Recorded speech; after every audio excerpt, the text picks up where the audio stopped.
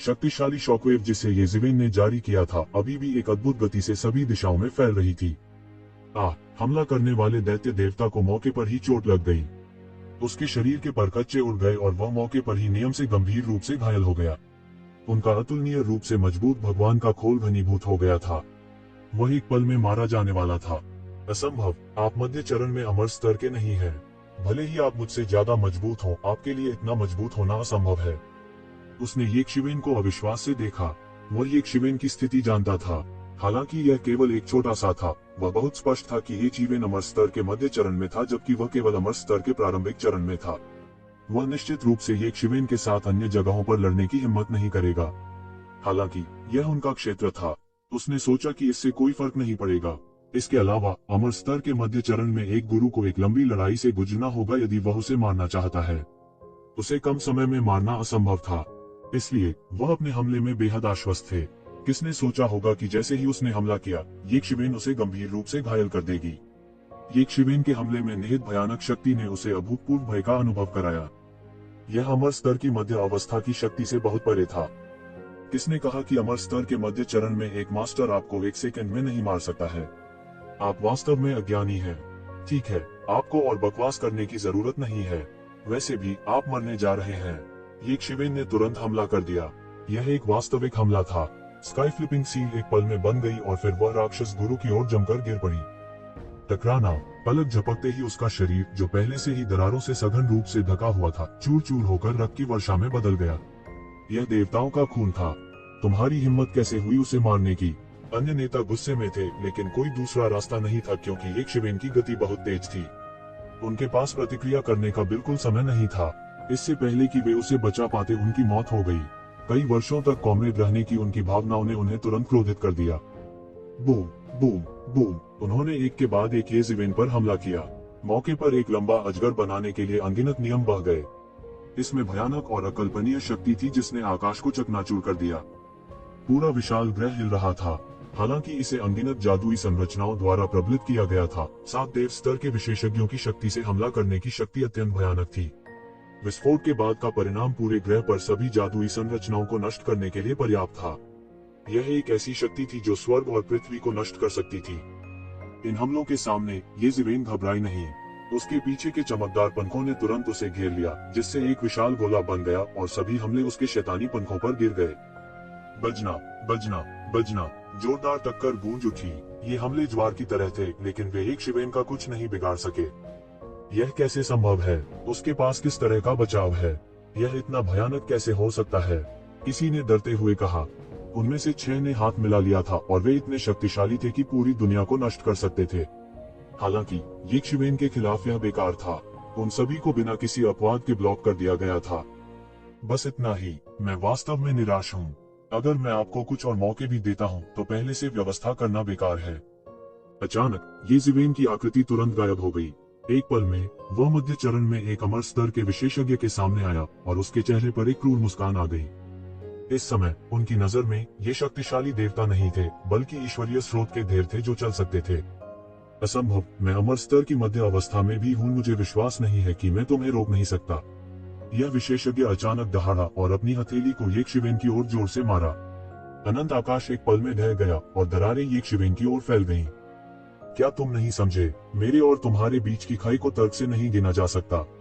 येज़िवेन ने कमजोरी नहीं दिखाई और अपनी हथेली नीचे कर ली। टकराना, एक बड़ी दहाड़ के साथ चीख पुकार मच गई। इस भगवान की बाह को येज़िवेन ने उसी जगह पर खून से लथपथ कर दिया था। भयानक शक्ति ने प्रत्यक्ष रूप से सब कुछ चकनाचूर कर दिया। यहाँ तक बची हुई शक्ति ने भी एक शॉक वेव बनाई और विशाल ग्रह में चली गई। इसने विशाल ग्रह में हजारों मील के विशाल गड्ढे को सीधे उड़ा दिया। कई देवता जो समय पर चकमा नहीं दे सके, वे मौके पर ही राख में बदल गए। यह देव नेता चिल्लाया और उसका पूरा शरीर खून से लथपथ लुगदी में बदल गया। उसके और येक्षिवेन के बीच की दूरी अकल्पनीय थी। हालांकि उसके पास प्रतिक्रिया करने का समय नहीं था। जिस क्षण उसका हाथ कट गया, उसने देखा कि एक चौंकाने वाली तलवार प्रकाश आकाश से नीचे गिर रहा है। आकाश विभाजक तलवार अनजाने में उसके सामने आ गई थी। पफट, उसका पूरा शरीर सीधे टोफू के टुकड़े की तरह आधा कटा हुआ था। खून बिखरा हुआ था और उसकी मूल आत्मा नष्ट हो गई थी। अगले ही पल वह पाउडर में बदल गया और वह और मरा नहीं जा सकता था। बीच के चरण में एक अमर स्तर के विशेषज्ञ को येज़ेबेल की तलवार से काटकर मार डाला गया था। ऐसी राक्षसी शक्ति उन अनगिनत लोगों के लिए भयानक थी जिन्होंने इसे देखा था। इस समय वे देवता जो येज़ेबेल का मांस खाने के लिए जोर जोर से चिल्ला रहे थे, पहले से ही ठंडे पसीने में भीग चुके थे। वे हजारों वर्षों से गॉड दफन स्टार महासागर में थे और उन्होंने सभी प्रकार के शक्तिशाली शत्रुओं का सामना किया था। यहाँ तक उन्होंने अविनाशी स्तर के विशेषज्ञों का भी सामना किया था, लेकिन उन्होंने अपने दिल में इतना भयानक दबाव कभी महसूस नहीं किया था। ऐसा इसलिए था क्योंकि यह स्वाभाविक था कि इम्पेरिशेबल लेवल के विशेषज्ञ शक्तिशाली थे। हालांकि वे भी माउंट ताई की तरह भयानक थे, लेकिन वे येज़ेबेल की तरह भयानक नहीं थे। येज़ेबेल स्पष्ट रूप से अमर स्तर के मध्य स्तर पर थे, लेकिन वास्तव में उन्होंने जो युद्ध शक्ति दिखाई थी उससे उन्हें अपनी रीढ़ की हड्डी में ठंडक महसूस हुई। यह कैसे संभव है? अमर स्तर के विशेषज्ञ के लिए इतना भयानक होना असंभव है। यह बिल्कुल असंभव है। हर कोई हैरान था और वे इस पर विश्वास करने के बजाय मर जाना पसंद करेंगे। येज़ेबेल की क्रूरता उनकी कल्पना से कहीं परे थी। यहाँ तक देवताओं ने भी अपने लंबे जीवन में ऐसा क्रूर अस्तित्व कभी नहीं देखा था। अज्ञानी और अनुभवहीन येज़ेबेल खुद को उपहास करने से रोक नहीं सका और उसका शरीर अचानक गायब हो गया। हर कोई सावधान। जैसे ही रक्षा गठबंधन के नेता चिल्लाए, उन्हें एक चीख सुनाई दी। येज़ेबेल की तलवार से एक और विशेषज्ञ की मौत हो गई। यह इतना तेज था कि उसके पास भी प्रतिक्रिया करने का समय नहीं था। उसके शरीर की रक्षा करने वाली दिव्य शक्ति को येज़ेबेल की स्काई ब्रेकिंग सोर्ड के सामने टोफू की तरह टुकड़े टुकड़े कर दिया गया। येज़ेबेल के लिए उसका कोई मुकाबला नहीं था। आखिर आप हैं कौन? रक्षा गठबंधन के प्रमुख उस समय ठंडे पसीने में भीग चुके थे। उसने आखिरकार महसूस किया कि उसके सामने वाला व्यक्ति निश्चित रूप से एक सुपर आयरन प्लेट था। जब उसे अभी अभी खबर मिली थी तो उसने कभी भी येज़ेबेल के इतने भयानक होने की उम्मीद नहीं की थी। शुरू में उसने सोचा कि वह सिर्फ एक साधारण बेवकूफ है जो कहीं से नहीं आया है। वह केवल मध्यवर्ती अमर स्तर पर था, लेकिन वह वास्तव में उनके साथ परेशानी में पड़ गया। उसे उम्मीद नहीं थी कि येज़ेबेल एक बेवकूफ नहीं बल्कि एक सुपर दुष्ट भगवान होगा।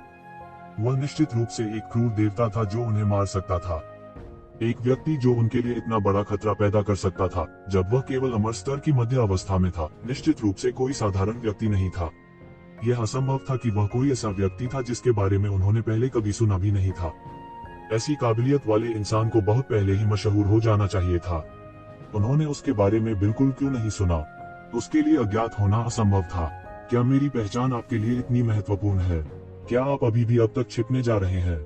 येज़ेबेल ने राक्षस गठबंधन के नेता की ओर देखा और उपहास के साथ कहा, मुझे उम्मीद नहीं थी कि आप मेरे माध्यम से देखेंगे। मैं शुरू में तुम्हें पकड़ना चाहता था, लेकिन मुझे उम्मीद नहीं थी कि तुम मेरे माध्यम से देखोगे। रक्षा गठबंधन के नेता ने ठंडेपन से कहा और खड़ा हो गया। वह अब पहले की तरह घबरा नहीं रहा था। सबसे अच्छा अवसर पाने के लिए तुमने मुझे अपने अधीनस्थों को मारने में भी संकोच नहीं किया। तुम बहुत षड्यंत्रकारी हो, येज़ेबेल ने उपहास के साथ कहा। आपको कलह बोलने की जरूरत नहीं है। इसमें इतनी बड़ी बात क्या है? जब तक मैं मरा नहीं हूँ, मैं बहुत जल्द लोगों के दूसरे समूह को भर्ती करने में सक्षम हो जाऊंगा। हालांकि चूंकि यह मामला है, इसकी कोई आवश्यकता नहीं है मुझे अब और नाटक करने के लिए। उस समय रक्षा गठबंधन के नेता अचानक भड़क उठे। उनके शरीर पर आभामंडल एक ही सांस में अमर स्तर के शिखर पर पहुंच गया। पता चला कि वह पहले अपनी काबिलियत छिपाने का नाटक कर रहा था। उनकी क्षमता एक सामान्य उन्नत अमर स्तर से कहीं अधिक थी। वह पहले ही अमर स्तर के शिखर पर पहुंच चुका था, हालांकि अभी कुछ समय पहले ही वह टूटा था। हालांकि यह काफी था। हालांकि वह टूट गया था, उसने इसके बारे में मरमैन को कभी नहीं बताया था। उसे नहीं पता था कि वह कितने सालों से उनसे झूठ बोल रहा था। हालांकि उसके कारण बहुत कम वास्तविक पावरहाउस उसकी ओर देखेंगे। यहाँ तक अगर अमर स्तर के शिखर पर कोई बिजली घर आ जाए तो भी वह डरेगा नहीं और वह सकुशल बच जाएगा। बाहरी दुनिया में अमर स्तर के शिखर पर मौजूद शक्ति घर इतने शक्तिशाली थे कि किसी को भी हरा सकते थे। जरा भी सावधान रहने की जरूरत नहीं थी। हालांकि भगवान दफन स्टार महासागर में कई लोग ऐसे थे जो उनसे अधिक शक्तिशाली थे।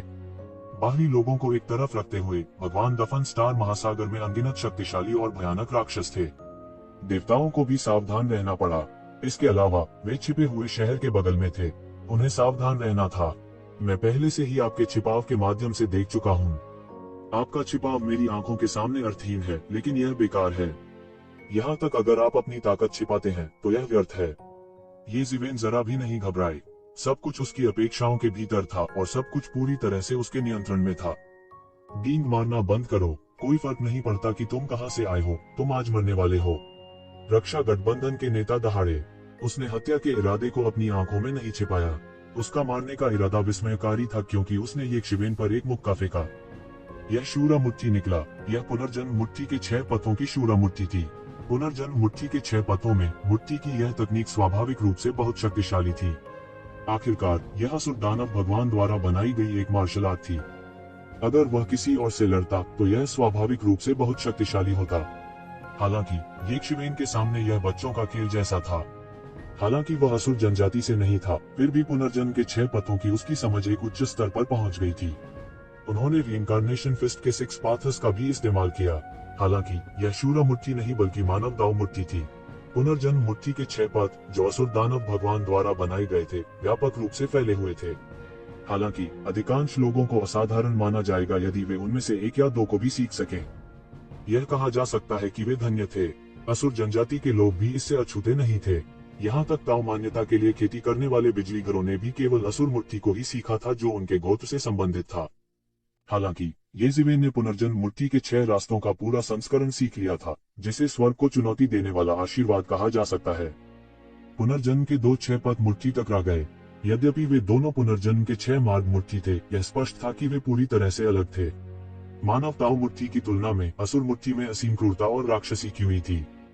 टकराना, दोनों की मुंह के जोर से टकराई। एक पृथ्वी बिखरने वाली टक्कर थी, लेकिन हड्डियों के टूटने की आवाज के साथ साथ एक चीख भी सुनाई दी। राक्षस एलायंस मास्टर की बांह मौके पर ही फट गई, जो खून की बारिश में बदल गई और आसमान भर गया।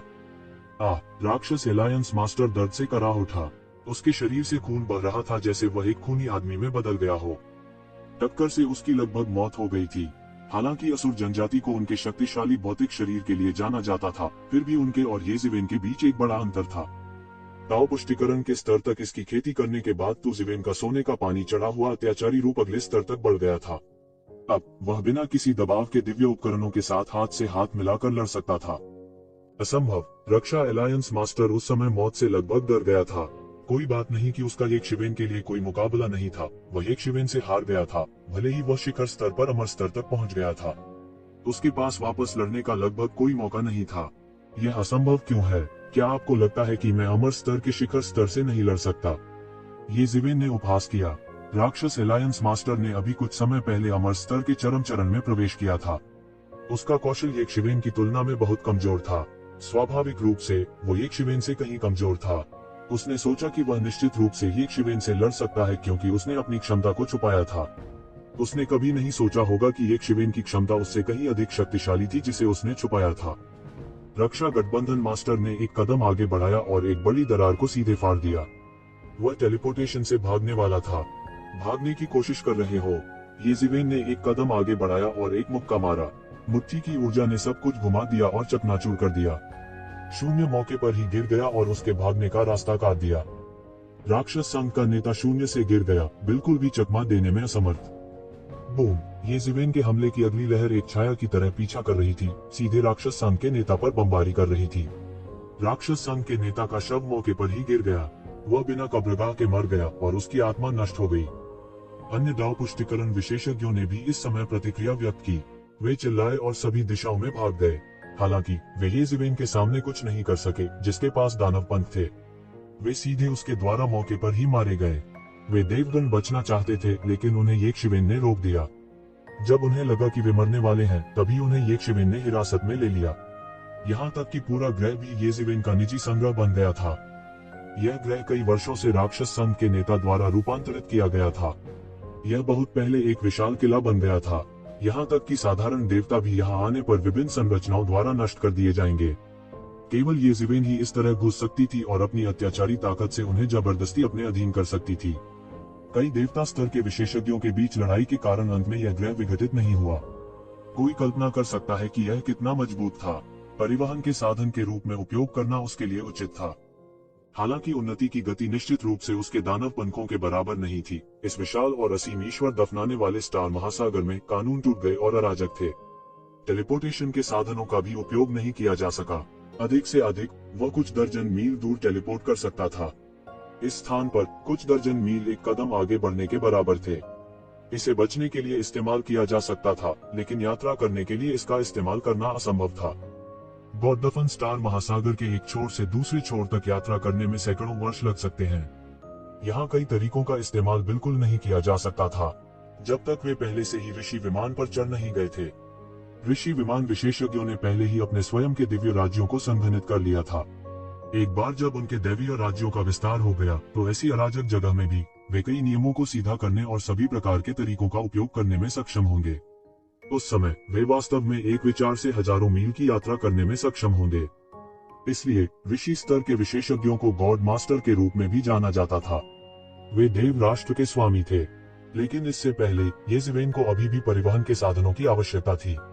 इसके अलावा उन्हें बसने के लिए बेस कैंप की भी जरूरत थी। हिडन सिटी उनमें से केवल एक थी। अगर वह छिपे हुए शहर से कहीं दूर चला गया, तो उसके पास बसने के लिए आधार शिविर नहीं होगा। यही कारण था कि राक्षस संघ के लोग इधर उधर भटक सकते थे। इसलिए उन्हें इस ग्रह को अपने लिए लेने का विचार आया। हालांकि वह अभी भी इस ग्रह से संतुष्ट नहीं था। यह सामान्य शुरुआती चरण या मध्यवर्ती स्तर के अमर स्तर के विशेषज्ञों से निपटने में सक्षम हो सकता है, लेकिन उन्नत स्तर के अमर स्तर के विशेषज्ञों से निपटना बहुत मुश्किल होगा। यदि कोई शिखर स्तर का अमर स्तर का विशेषज्ञ आया, तो वह उन्हें बिल्कुल भी रोक नहीं पाएगा। येज़ेवेन की तरह उसे अभी भी इसे धीरे धीरे संशोधित करने की आवश्यकता थी। हालांकि इसे संशोधित करने के लिए बहुत सारे संसाधनों की आवश्यकता होगी। वह उन्हें केवल धीरे धीरे जमा कर सकता था। एक परमेश्वर के रूप में उसकी नींव बहुत उथली थी। सौभाग्य से राक्षस संघ के विशेषज्ञ समय पर भागने में सफल नहीं हुए। उनका सारा सामान उन्हीं के हाथ में था। हालांकि येज़ेवेन की उम्मीद से बहुत कम था। केवल 5000 दिव्य स्रोत थे। 3000 ईश्वरीय स्रोत के इनाम सहित वह अभी भी 2000 दिव्य स्रोत से कम था। इससे येज़ेवेन कुछ उदास हो गई। उन्होंने उन देवताओं से पूछताछ की और पता चला कि अधिकांश दिव्य स्रोत का उपयोग उन नेताओं द्वारा साधना के लिए किया गया था, या उनका उपयोग दिव्य उपकरण खरीदने के लिए किया गया था, या उनका उपयोग इस ग्रह को बदलने के लिए किया गया था। इसलिए बहुत कुछ पीछे नहीं छोड़ा गया था, विशेष रूप से उनके जैसे भटकने वाले संगठनों के लिए जो कभी कभी इंटरस्टेलर समुद्री डाकू के रूप में काम करते थे। वे हमेशा संकट की स्थिति में रहते थे। संकट की इतनी तीव्र भावना ने उन्हें ईश्वरीय स्रोत के हर बिट को शक्ति में बदलना चाहा। यदि यह इस तथ्य के कारण नहीं होता कि उसे आपात स्थिति के लिए कुछ रखना पड़ता, तो येज़ेवेन को शायद 5000 दिव्य स्रोत भी नहीं मिलते। येज़ेवेन ने इसके बारे में सोचा और केवल असहाय होकर हार मान सकती थी। यदि वह येज़ेवेन की जगह होता, तो वह निश्चित रूप से जल्द सभी दिव्य स्रोत को खर्च कर देता। खुद की ताकत को मजबूत करना सबसे जरूरी चीज थी। हालांकि यह विशाल ग्रह एक महान भाग्य था। सामान्य परिस्थितियों में इसे सैकड़ों हजारों ईश्वरीय स्रोत के बिना प्राप्त करना संभव नहीं होगा। यदि वह इसे और संशोधित करना चाहता है, तो उसे और अधिक दिव्य स्रोत की आवश्यकता होगी। यह भी कुछ ऐसा था जिसे येज़ेवेन इस समय वहन नहीं कर सकती थी। हालांकि यह परिवहन के साधन के रूप में पर्याप्त था। जब वह इस विशाल ग्रह पर उतरा, तो येज़ेवेन यह देखकर चकित रह गया कि पूरा ग्रह एक विशाल जादुई उपकरण में बदल गया था। ऊपर से नीचे तक यह विभिन्न जादुई उपकरण भागों से बना था। ये देवता भी प्रतिभाएं थीं जिन्हें राक्षस गठबंधन ने हर जगह से एकत्र किया था। अगर ये येज़ेवेन होते, तो उन्हें नहीं पता होता कि उन्हें इकट्ठा करने में कितना समय लगेगा। इन 8000 दिव्य स्रोत के साथ येज़ेवेन आश्वस्त थी। हालांकि वह अभी भी 2000 दिव्य स्रोत से कम था। संयोग से एक और मिशन था जिसे उसने अभी तक पूरा नहीं किया था। यह सोचकर उसकी आकृति अचानक विशाल ग्रह से उड़ गई और पूरे विशाल ग्रह को त्यानयुवान दर्पण में संग्रहित कर लिया। एक दैवीय कलाकृति के रूप में प्रचारित किए जाने के बाद त्यानयुवान दर्पण में दुनिया बहुत विशाल हो गई थी। अन्यथा यह इतना बड़ा ग्रह समाहित करने में सक्षम नहीं होता। ज्ञात हो कि यह एक विशाल ग्रह था जो पृथ्वी से दर्जनों गुना बड़ा था। विशाल ग्रह को संचित करने के बाद उनकी आकृति शून्य में भ्रमण करने लगी। हर जगह टूटे हुए कानूनों से अंतरिक्ष में तूफान आया। यहाँ तक येज़ेवेन को भी सावधान रहना पड़ा। इन अंतरिक्ष तूफानों ने अंतरिक्ष कानूनों की फाड़ने की शक्ति को आगे बढ़ाया। अगर वह सावधान नहीं होता, तो देवता भी टुकड़े टुकड़े हो जाते। यह सबसे भयानक जगह थी। यह उन दुष्ट आत्माओं से भी अधिक भयानक था। कुछ ही देर बाद उसे सामने से एक शक्तिशाली आभा का आभास हुआ। यह एक दुष्ट आभा थी जिसने लगभग आकाश को हिला दिया था। उन्होंने मुक्ति की आंखें खोली और तुरंत एक विशाल दुष्ट आत्मा को अपने सामने शून्य में बैठे हुए देखा। यह एक विशाल कुत्ता दानव ईविल स्पिरिट था। वह नहीं जानता था कि जब यह जीवित था तब यह कितना शक्तिशाली था। हालांकि यह अब एक दुष्ट आत्मा में बदल गई थी, फिर भी यह बहुत शक्तिशाली थी। यह एक ऐसा अस्तित्व होना चाहिए जो दुष्ट आत्माओं के बीच हावी हो सके। एक दुष्ट आत्मा जो एक देवता के बराबर है। बुरा नहीं है, मैं इसे एक साथ मार सकता हूँ। ये जिवेन ने उपहास किया। उस समय उसके विपरीत कुत्ते दानव ईविल स्पिरिट के चेहरे पर एक क्रूर मुस्कान थी। यह अत्यंत उग्र था। एक जीवित प्राणी, एक इंसान। यह बहुत अच्छा है। मैंने मरने के बाद अनगिनत सालों तक मांस और खून नहीं खाया है। कुत्ता दानव दुष्ट आत्मा अपने चेहरे पर एक क्रूर मुस्कान के साथ जोर से हंसा। इसने अचानक अपना खूनी मुंह खोल दिया और यक्षिवेन को एक बार में निगलना चाहता था। आप मौत को दावत दे रहे हैं। आप अभी अभी प्रारंभिक चरण के अमर स्तर के देवता को चुनौती देने में सक्षम हुए हैं। मेरे खिलाफ जाने की आपकी हिम्मत कैसे हुई? ये जिवेन ने उपहास किया और अचानक अपने बड़े हाथ से पकड़ लिया। अचानक अनगिनत नानमिंगली फायर उसके हाथ में दिखाई दिए और जल गए। इस तरह की दुष्ट आत्मा जो प्रारंभिक अवस्था के अमर स्तर के बराबर थी, उसके लिए केक का एक टुकड़ा मात्र था। नानमिंगली फायर बेहद दृढ़ और यांग था। यह ऐसी बुरी आत्माओं से निपटने के लिए सबसे उपयुक्त था। पफट, दुष्ट आत्मा चिल्लाए और उसके पूरे शरीर को यक्षिवेन ने छेद दिया। दुष्ट आत्मा का आत्मा शरीर जो पहले से ही भौतिक हो चुका था, नानमिंगली फायर द्वारा जल्दी से जोड़ा गया था। दुष्ट आत्मा लगातार पीछे हटती रही, यक्षिवेन के नियंत्रण से मुक्त होने की कोशिश कर रही थी। हालांकि ये जिवेन के लिए ये बुरी आत्माएं जिनके पास भौतिक शरीर भी नहीं था, सबसे आसान थी। सिजल सिजल सिजल, कुछ जलने की आवाज सुनाई दे रही थी। यहाँ तक अगर यह बच निकलने में कामयाब भी हो जाता है, तो यह नानमिंगली फायर से दूर नहीं हो सकता है, जो कीड़ों की तरह इससे जुड़ा हुआ है। देखते ही देखते पूरी तरह जल गया। यह हरे धुएं में बदल गया। यक्षिवेन के मुंह के कोनों से हल्की सी उपहास प्रकट हुई। कहा जाता है कि इन वीर आत्माओं की तुलना डीओ पुष्टिकरण विशेषज्ञों से की जा सकती है। हालांकि वास्तविक दाव पुष्टिकरण विशेषज्ञ की तुलना में वे अभी भी बहुत कमजोर थे। वे केवल कुछ पहलुओं में दाव पुष्टिकरण विशेषज्ञ को धमकी दे सकते थे। एक ईविल स्पिरिट किंग को मार डालो। इनाम 500 गॉड सोर्स। यक्षिवेन के दिमाग में एक जानकारी प्रवाहित हुई। यक्षिवेन को उम्मीद नहीं थी कि एक ईविल स्पिरिट किंग 500 ईश्वरीय स्रोत के लायक है और 10,000 ईविल स्पिरिट्स केवल 100 ईश्वरीय स्रोत के लायक हैं। एक evil spirit king 50,000 evil spirits के बराबर था। दोनों के बीच की खाई तुरंत चौड़ी हो गई थी। इस समय यक्षिवेन आखिरकार समझ गई कि यह मिशन एक ईश्वर स्तर का मिशन क्यों था। अधिकांश देवताओं के पास इन दुष्ट आत्माओं को मारने का एक तरीका होगा। हालांकि उन्हें 100 ईश्वरीय स्रोत प्राप्त करने के लिए 10,000 से अधिक दुष्ट आत्माओं को मारना होगा। उन्हें बहुत लंबे समय तक 10,000 से अधिक बुरी आत्माओं को मारना होगा। एक दुष्ट आत्मा राजा की युद्ध शक्ति की तुलना एक परमेश्वर से की जा सकती थी। इसके और साधारण ईविल स्पिरिट्स के बीच के अंतर की गणना तर्क से नहीं की जा सकती थी। केवल एक भगवान ही इससे निपट सकता था। यदि साधारण देवता इस प्रकार के दुष्ट आत्मा राजा का सामना करते तो वे मर जाते। ईविल स्पिरिट्स को मारने के लिए इस तरह का मिशन लंबे समय में प्रभावी था, इसलिए इस मिशन को विशेष रूप से स्वीकार करने की कोई आवश्यकता नहीं थी। हालांकि 500 दिव्य स्रोत प्राप्त करने के बाद ये जिवेन अच्छे मूड में थी। उसके पास अब केवल 1500 दिव्य स्रोत की कमी थी। उसने जो उम्मीद की थी उससे कहीं बेहतर था। अचानक उसके जाने के कुछ ही समय बाद आकाश में अनगिनत दुष्ट आत्माएं प्रकट हुई, आकाश को मिटाकर और पृथ्वी को ढंक लिया। वे समूह में आए और वे सभी पक्षी प्रकार की दुष्ट आत्माएं थीं जिनके पूरे शरीर पर शल्क थे। उनमें से 10,000 से अधिक थे, एक विशाल झुंड। इन उड़ने वाली दुष्ट आत्माओं ने अपना मुंह खोला और अनगिनत अस्थि अग्नि उगल दी, जिसने आकाश को मिटा दिया और पृथ्वी को ढंक दिया। ये मृतकों की लपटें थीं, जीवितों की लपटें। ये जिवेन ने संकोच नहीं किया। उसने तुरंत अनगिनत नानमिंगली आग उगल दी, जो आग के एक राक्षसी समुद्र में बदल गई। नानमिंगली फायर की रोकथाम के तहत हड्डी की लपटें पूरी तरह बेकार थीं। वे तुरंत बह गए। फिर ये पक्षी प्रकार की दुष्ट आत्माएं ये जिवेन की नानमिंगली फायर के आग के समुद्र में गिर गईं। वे बिल्कुल नहीं बच सके।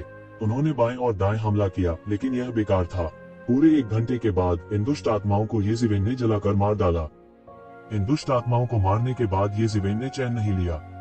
हालांकि उसने वास्तव में बहुत सारे जैन युवान का सेवन कर लिया था, लेकिन उसके लिए उसे अपने लगभग सभी जैन युवान को ठीक करने में केवल कुछ सांसें ही लगी। वह एक बार फिर ईविल स्पिरिट्स की खोज के रास्ते पर चल पड़ा। अगले 10 दिनों में उसने अपना समय इन बुरी आत्माओं को खोजने और मारने में बिताया। हालांकि दुष्ट आत्माएं हर जगह थी, फिर भी वे बहुत सघन नहीं थी। ईविल स्पिरिट्स के घने समूह का सामना करना आसान नहीं था। हालांकि 10 दिनों के बाद उसने कुल 100,000 बुरी आत्माओं को मार डाला था। इस प्रक्रिया में उसका सामना एक और ईविल स्पिरिट किंग से हुआ, जिसने उसे और 500 अंक दिए। कुल मिलाकर 10,000 दिव्य मूल थे। आखिरकार वह उन सभी को इकट्ठा करने में कामयाब रहा। बिना किसी हिचकिचाहट के वह छिपे हुए शहर में वापस आ गया। जब उन्होंने मिशन जमा किया तो उन्हें मिशन जारी करने के लिए जिम्मेदार देवता लंबे समय तक स्तब्ध रह गए। उसे उम्मीद नहीं थी कि वह वास्तव में मिशन को पूरा करेगा। यह ध्यान दिया जाना चाहिए कि दूसरे पक्ष के पास उनकी देखरेख करने वाले कई ईश्वर स्तर के विशेषज्ञ थे। अगर एक भी भगवान अकेला वहां जाता तो यह आत्मघाती होता। कौन जानता था कि न केवल येज़ेवेन बच गया, बल्कि उसने मिशन को उत्कृष्ट रूप से पूरा भी किया। यह उससे अलग था जिसकी उसने शुरू में कल्पना की थी। शुरू में उसने सोचा था कि येज़ेवेन मिशन को पूरा करने का एकमात्र तरीका एक एक करके राक्षस एलायंस के विशेषज्ञों को लुभाना और उन्हें मारना था। इस प्रक्रिया को पूरा होने में कुछ साल लग सकते हैं। हालांकि उन्होंने कभी उम्मीद नहीं की थी कि येज़ेवेन इतनी आसानी से इस काम को पूरा कर लेगी। वास्तव में उन्होंने इसे कुछ ही दिनों में किया था। यह आदमी बहुत भयानक था। सर, क्या आप अभी भी अन्य मिशन लेना चाहते हैं? उसने येज़ेवेन से सावधानी से पूछा। इसकी कोई जरूरत नहीं है, बस मुझे मेरा मिशन इनाम दो, येज़ेवेन ने कहा। प्रारंभ में उन्होंने उम्मीद की थी कि सभी दिव्य जड़ों को इकट्ठा करने के लिए उन्हें कुछ और मिशन पूरे करने होंगे। उन्होंने 2 मिशनों के बाद मिशन को पूरी तरह से पूरा करने की उम्मीद नहीं की थी। इससे उनका काफी समय बच गया। उसने अभी भी पहले अपनी क्षमताओं को पूरी तरह से बढ़ाने का फैसला किया। इन 10,000 दैवीय जड़ों के साथ वह सीधे अमरता के दायरे के मध्य चरण के शिखर पर खुद को धकेल सकता था। तब तक जब तक वह एक अविनाशी क्षेत्र विशेषज्ञ से नहीं मिला, उसे किसी से डरने की आवश्यकता नहीं होगी। उसकी क्षमताओं में एक बार फिर जबरदस्त वृद्धि होगी और वह लगभग सीधे अमरता के दायरे के शिखर पर पहुंच सकता है। तब तक मिशन को पूरा करने का जोखिम बहुत कम होगा और यह बहुत आसान होगा। एकदम बढ़िया। देवता ने जल्दी से येज़ेवेन के लिए सभी दिव्य जड़ों की गणना की। हाथ में 5,000 दैवीय जड़ों के साथ येज़ेवेन ने तुरंत मिशन हॉल छोड़ दिया और शहर में हिडन वैली के शिष्यों के लिए विशेष रूप से तैयार किए गए स्थान पर विश्राम किया। हिडन वैली विशेषज्ञ के रूप में उन्हें स्वाभाविक रूप से कोई अतिरिक्त शुल्क देने की आवश्यकता नहीं थी। यह हिडन वैली शिष्यों के विशेषाधिकारों में से एक था। बेशक अगर वह दूसरे शहरों में जाते तो उन्हें काफी फीस देनी पड़ती। रहने के लिए एक महल खोजने के बाद येज़ेवेन ने तुरंत एक संरचना तैयार की। वह तुरंत पालती मारकर बैठ गया और एकांत में खेती करने लगा।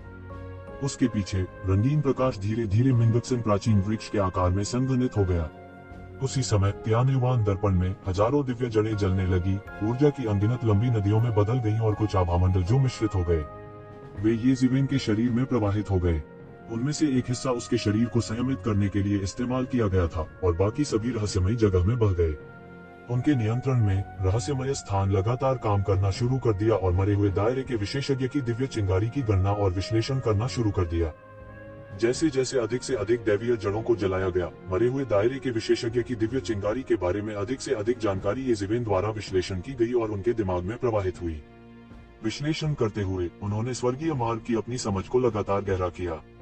हालांकि यह ठीक वैसा ही महान तरीका नहीं था जैसा कि उनकी खुद की साधना थी। जैसा कि कहा जाता है, जेड को बेहतर बनाने के लिए दूसरे पहाड़ के पत्थर का इस्तेमाल किया जा सकता है। स्वर्गीय मार्ग की बहुत सारी जानकारी के विश्लेषण से येज़ेवेन ने यह भी महसूस किया कि उनकी साधना में आश्चर्यजनक गति से सुधार हो रहा था। शुरू में कुछ ऐसे क्षेत्र थे जिन्हें समझना मुश्किल था, लेकिन अब अचानक ज्ञानोदय की अनुभूति हुई। इसके अलावा अधिक से अधिक जानकारी का विश्लेषण किया जा रहा था। येज़ेवेन जैसे किसी व्यक्ति के लिए जो पहले ही ट्रू वैली में प्रवेश कर चुका था, यह बिल्कुल अकल्पनीय था। लेकिन अब दिव्य चिंगारी के विश्लेषण पर भरोसा करके वह ऐसा करने में सक्षम था। आखिरकार वह समझ गया कि अनगिनत देवता यहाँ रहने के लिए इतना बड़ा जोखिम क्यों उठाने को तैयार हैं।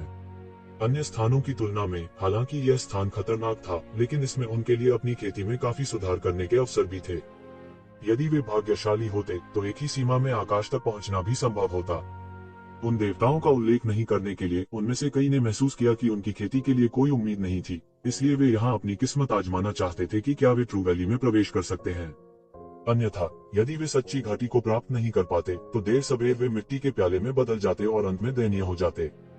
वह लंबे समय से पहाड़ों में खेती कर रहा था, इसलिए देवताओं की भारी मात्रा से जानकारी को छांटने में उसे 5 साल लग गए थे, जो उसे देवताओं की मदद से भी आगे बढ़ने की अनुमति देगा। 5 साल बीत गए, लेकिन येज़ेवेन को जरा सा भी एहसास नहीं हुआ। जब वह वास्तव में अपनी खेती से जागा तो उसे केवल इतना पता था कि पूरे 5 साल बीत चुके थे। हालांकि उन्हें वास्तव में इसकी कोई अवधारणा नहीं थी। देवताओं के लिए समय पहले से ही अर्थहीन था। 5 वर्षों में येज़ेवेन की खेती में भी बहुत सुधार हुआ। एक ही बार में मध्य अमर स्तर के शिखर पर पहुंच गया, जो वास्तव में उसकी उम्मीद थी। हालांकि वह केवल मध्य अमर स्तर के शिखर पर पहुंचा था, उसकी तुलना में जब उसने अभी अभी इस स्तर में प्रवेश किया था, येज़ेवेन कुछ गुना अधिक शक्तिशाली था। उसने हल्के से महसूस किया कि उसकी शक्ति में एक बाधा थी जो उसे अपनी ताकत का अधिक प्रयोग करने से रोक रही थी, और वह अनंत स्तर की बाधा थी। अनंत स्तर से नीचे उसे विश्वास था कि वह किसी भी मजबूत दुश्मन को हरा सकता है, कोई भी उसका मुकाबला नहीं कर सकता था। हालांकि यह पर्याप्त नहीं था, बहुत दूर। एओ चाओजोंग की तुलना में जो साधु स्तर के करीब थे, उनकी ताकत अभी भी बहुत कमजोर थी और वे बिल्कुल भी समान स्तर पर नहीं थे। केवल जब वह शाश्वत स्तर में प्रवेश करेगा तभी वह एओ चाओजोंग के साथ प्रतिस्पर्धा करने के योग्य होगा, लेकिन यह केवल एक तुलना थी और वह अभी भी एओ चाओजोंग के साथ प्रतिस्पर्धा करने में सक्षम होने से बहुत दूर था। शेष समय केवल 90 वर्ष से अधिक था और उसके पास बर्बाद करने के लिए अधिक समय नहीं था। हालांकि उसके पास पर्याप्त ईश्वरीय स्रोत नहीं था। यदि उसके पास पर्याप्त ईश्वर स्रोत था तो उसे विश्वास था कि जब तक वह इस तरह से साधना करना जारी रखता है, तब तक वह एओ चाओजोंग के साथ प्रतिस्पर्धा कर सकता है। वह सीधे निवास को छोड़कर मिशन हॉल में यह देखने के लिए गया कि क्या उसके लिए कोई उपयुक्त मिशन है। कुछ साल पहले की तुलना में उसकी ताकत अधिक मजबूत थी और मिशनों की वह सीमा जिसे वह स्वीकार कर सकता था व्यापक थी और उसके पास अधिक विकल्प थे। जैसे ही वह मिशनों को देख रहा था, अचानक पीछे से एक कॉल आई। जूनियर ब्रदर, ये आपको जूनियर ब्रदर ये होना चाहिए। तो जिवेन ने मुड़कर देखा और एक दुबली पतली आकृति देखी। उसने काले रंग की पोशाक पहनी हुई थी और एक ताजा और सक्षम उपस्थिति थी। उसकी साधना बहुत गहराई से छिपी हुई थी, लेकिन वह एक शिवेन की नजरों से बच नहीं सका। अप्रत्याशित रूप से वह डाउ कन्फर्मिंग विशेषज्ञ भी थी। आप, ये जिवेन ने पूछा। हाँ, यह सामान्य है कि आप मुझे नहीं जानते। मेरा नाम म्यू युंगसी है, जो आग के देवता की शिष्या है, लेकिन मैं आपसे 10,000 साल पहले हिडन वैली में प्रवेश किया था, इसलिए मुझे आपकी बड़ी बहन माना जाना चाहिए। महिला ने मुस्कुराते हुए कहा। उससे 10,000 साल पहले हिडन वैली में प्रवेश करने पर वह वास्तव में एक वरिष्ठ बहन और एक महान वरिष्ठ थी। ये जिवेन ने झुककर कहा, अभिवादन वरिष्ठ बहन। हालांकि उसे उसकी कोई छाप नहीं थी, लेकिन यह कोई बड़ी बात नहीं थी। हिडन वैली में कई विशेषज्ञ थे और वह लंबे समय तक हिडन वैली में नहीं रहे थे, इसलिए यह सामान्य था कि बहुत से लोग उन्हें नहीं जानते थे। हालांकि चूंकि वह आग की लपटों के देवता की शिष्या थी, इसलिए वह दूसरों की तुलना में उसके बहुत करीब थी। हिडन वैली में कई गुट थे और वह स्वाभाविक रूप से आग की लपटों के भगवान के करीब था। हालांकि मैंने आपको व्यक्तिगत रूप से नहीं देखा है, मैंने आपकी होलोग्राफिक छवि देखी है। इसके अलावा जूनियर भाई का नाम प्रसिद्ध है और आप हाल के वर्षों में सबसे मजबूत प्रतिभा के रूप में जाने जाते हैं। यहाँ तक कि मास्टर भी तुम्हारे बारे में इतना अधिक सोचते हैं, जो बहुत कम है। मू युक्सी ने मुस्कुराते हुए कहा। मू युक्सी ने ये जिवेन को उत्सुकता से देखा। उसने सुना था कि एक शिवेन क्या करने में सक्षम है। उसने 2 बार प्राचीन फीनिक्स क्षेत्र में तबाही मचाने का दुस्साहस किया था। यह ऐसा कुछ नहीं था जिसे एक सामान्य व्यक्ति करने की हिम्मत करेगा। हालांकि उन्होंने किया था। जिस चीज ने उसे एक अलग रोशनी में देखा, वह यह था कि उसके ठंडे और अलग थलग रहने वाले मालिक ने भी उसकी प्रशंसा की थी और महसूस किया था कि उसका भविष्य असीमित था। यह बहुत ही दुर्लभ था। यहाँ तक कि ज्वाला के देवता के शिष्यों में भी ऐसे बहुत से लोग नहीं थे जो उनसे ऐसी प्रशंसा प्राप्त कर सके। आपका सम्मान मुझे चापलूसी कर रहा है, ये जिवेन ने शांति से कहा। इस वजह से उन्हें गर्व महसूस नहीं हुआ। क्या मैं जान सकता हूँ कि तुमने मुझे क्यों रोका? हाँ, मैं देख रहा हूँ कि आप यहाँ हैं। क्या आप यहाँ एक मिशन स्वीकार करने के लिए हैं? मू युक्सी ने पूछा, हालांकि उसकी अभिव्यक्ति बहुत दृढ़ थी। हाँ, तो जिवेन ने कुछ भी छिपाने का इरादा नहीं किया और तुरंत सिर हिलाया। मेरे हाथ में एक मिशन है। मुझे आश्चर्य है कि क्या आप रुचि रखते हैं? मू युक्सी ने ये जिवेन को देखा और पूछा। ये जिवेन ने तुरंत दिलचस्पी दिखाई और पूछा, आप किस मिशन के बारे में बात कर रहे हैं? आप प्राचीन फीनिक्स क्षेत्र में सभी को मारने वाली स्वर्गीय जाति के अवशेषों के बारे में जानते हैं, है ना? मू युक्सी ने पूछा। ये जिवेन ने सिर हिलाया। यही वजह थी कि हुआ मैंगान को किसी और से शादी करने के लिए मजबूर होना पड़ा। क्या यह मिशन स्वर्गीय दौड़ से संबंधित है? ये शिवेन ने अस्थायी रूप से पूछा। हाँ, यह स्वर्गीय दौड़ से संबंधित है। म्यू युक्सी ने सिर हिलाया और निश्चितता के साथ कहा, इस बार हम भगवान दफन स्टार महासागर में प्रवेश करने जा रहे हैं और स्वर्गीय जाति के अवशेषों का ठिकाना ढूंढेंगे। हमें अभी खबर मिली है कि स्वर्गीय दौड़ उनकी दौड़ में एक बहुत ही भयानक विशेषज्ञ को पुनर्जीवित करने की कोशिश कर रही है। स्वर्गीय दौड़ से निपटना पहले से ही बहुत कठिन है। अगर वे सफल हुए तो क्या होगा? हालांकि स्वर्गीय दौड़ के जीवित सदस्य प्राचीन फीनिक्स दुनिया के सभी विशेषज्ञों को एक झटके में पकड़ने में सक्षम थे। वास्तव में यहाँ तक फीनिक्स राजा भी उस लड़ाई में मारे गए थे। इसलिए वे बहुत शक्तिशाली होने चाहिए। इसलिए ऐसा लगता है कि हमारे पास उनसे निपटने के साधन नहीं है। फीनिक्स किंग रैंक का दुर्जय मार्शल कलाकार था। यहाँ तक वह युद्ध में मारे गए थे। इन स्वर्गीय जातियों की दुष्ट आत्माओं की शक्ति किसी की भी कल्पना से परे थी। हालांकि प्राचीन फीनिक्स डोमेन लापरवाह रहा होगा, लेकिन यह उनके लिए सतर्क रहने के लिए पर्याप्त था। छोटे भाई, आपको इसके बारे में चिंता करने की जरूरत नहीं है। इस बार सभी प्रमुख बलों को सूचना मिल गई है। समय आने पर कार्रवाई करने वाले हम में से कुछ से कहीं अधिक होंगे। जहां तक बात है उनके शीर्ष विशेषज्ञ, समय आने पर वे आसपास नहीं होंगे, मू यूसी ने कहा। अचानक मू यूसी ने बात करना बंद कर दिया और सीक्रेट साउंड ट्रांसमिशन का उपयोग करने के लिए कहा। यह जानकारी शीर्ष गुप्त मानी जाती है, लेकिन जूनियर भाई एक भरोसेमंद व्यक्ति हैं, इसलिए यह कोई बड़ी बात नहीं है। वास्तव में हम जो मिशन कर रहे हैं वह एक बहुत बड़े मिशन का सहायक मिशन है। पहले स्वर्गीय जाति के अवशेष अचानक प्रकट हुए और सीधे प्राचीन फीनिक्स क्षेत्र को भारी झटका दिया। इसने कई महत्वपूर्ण लोगों को यह भी एहसास कराया कि वे अनगिनत वर्षों से स्वर्गीय रेस के अवशेषों का सेवन कर रहे हैं।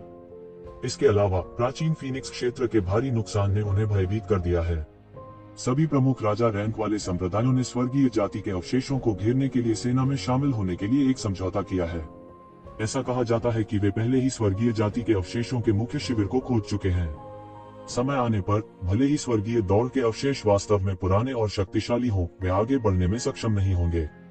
नहीं तो मैं खुद को मौत के मुंह में भेजने की हिम्मत क्यों करूंगा, मू यूक्सी ने आत्मविश्वास से कहा। कोई फर्क नहीं पड़ता कि विभिन्न स्वर्गों और क्षेत्रों में विभिन्न जातियों के बीच कितने ही द्वेष थे, इसकी तुलना स्वर्गीय जाति के साथ की गई शत्रुता से नहीं की जा सकती थी। दो स्वर्गीय विरोधी युद्धों ने विभिन्न स्वर्गों और क्षेत्रों में लगभग सभी जातियों को शामिल किया था। विभिन्न नस्लों के अनगिनत वरिष्ठ स्वर्गीय दौड़ के हाथों मारे गए थे। हालांकि यह मुख्य बिंदु नहीं था। मुख्य बिंदु यह था कि कोई भी नहीं चाहता था कि स्वर्गीय जाति वापस आए और उनके ऊपर एक भयानक दौड़ हो, उनके साथ गुलामों की तरह व्यवहार किया जाए। फिर भी मुझे डर है कि हम इस बात की गारंटी नहीं दे सकते कि दूसरे पक्ष के पास कोई मरे हुए दायरे का विशेषज्ञ नहीं है। मुझे डर है कि खतरा छोटा नहीं है, ये जिवेन ने भरीकुटी के साथ कहा। वास्तव में उस समय ब्रह्मांड में लड़ाई सबसे तीव्र थी। स्वर्गीय दौड़ के सुपर विशेषज्ञ वहां गिर गए थे और विभिन्न स्तरों के अनगिनत अन्य देवता विशेषज्ञ वहां नष्ट हो गए थे। अगर हम उनमें से एक या दो प्राप्त कर सकते हैं तो हमारी ताकत कई गुना बढ़ जाएगी, मू यूंगसी ने कहा। मुझे पता है कि जूनियर भाई प्राचीन फीनिक्स क्षेत्र में विवाह प्रतियोगिता के बारे में व्यथित प्रतीत होता है, जो कुछ दशकों बाद होगा। जैसा कि कहा जाता है, धन और सम्मान की मांग करना खतरे से आता है। यदि आपके पास इस तरह का खतरा और प्रशिक्षण नहीं है तो छोटे भाई इतने कम समय में एओ चाओजों की तुलना कैसे कर सकते हैं। ये जिवेन की भौहें तन गईं। ऐसा लग रहा था कि यह मामला पहले से ही कई लोगों को पता था। जहां तक मुझे पता है, जब स्वर्गीय दौड़ के सुपर विशेषज्ञ गिर गए थे तो हो सकता है कि वे अपनी खुद की कलाकृतियों को पीछे छोड़ गए हों। यह एक शीर्ष श्रेणी की दिव्य कलाकृति भी हो सकती है। अगर जूनियर ब्रदर एक शीर्ष ग्रेड दिव्य कलाकृति प्राप्त कर सकता है, भले ही आप इसकी पूरी शक्ति प्रदर्शित नहीं कर सकते हैं, यह एओ चाओजों के खिलाफ संघर्ष करने के लिए पर्याप्त होगा, म्यू यूनक्सी ने कहा। ये शिवेन अचानक से होश में आ गई। वाकई ऐसा था, वह एओ चाओजों के खिलाफ लड़ने का तरीका खोज रहा था। अपनी खुद की ताकत बढ़ाने के अलावा इस तरह की दिव्य कलाकृति वास्तव में एक शॉर्टकट थी। देवताओं द्वारा उपयोग की जाने वाली अमर कलाकृतियां दिव्य कलाकृतियां थीं।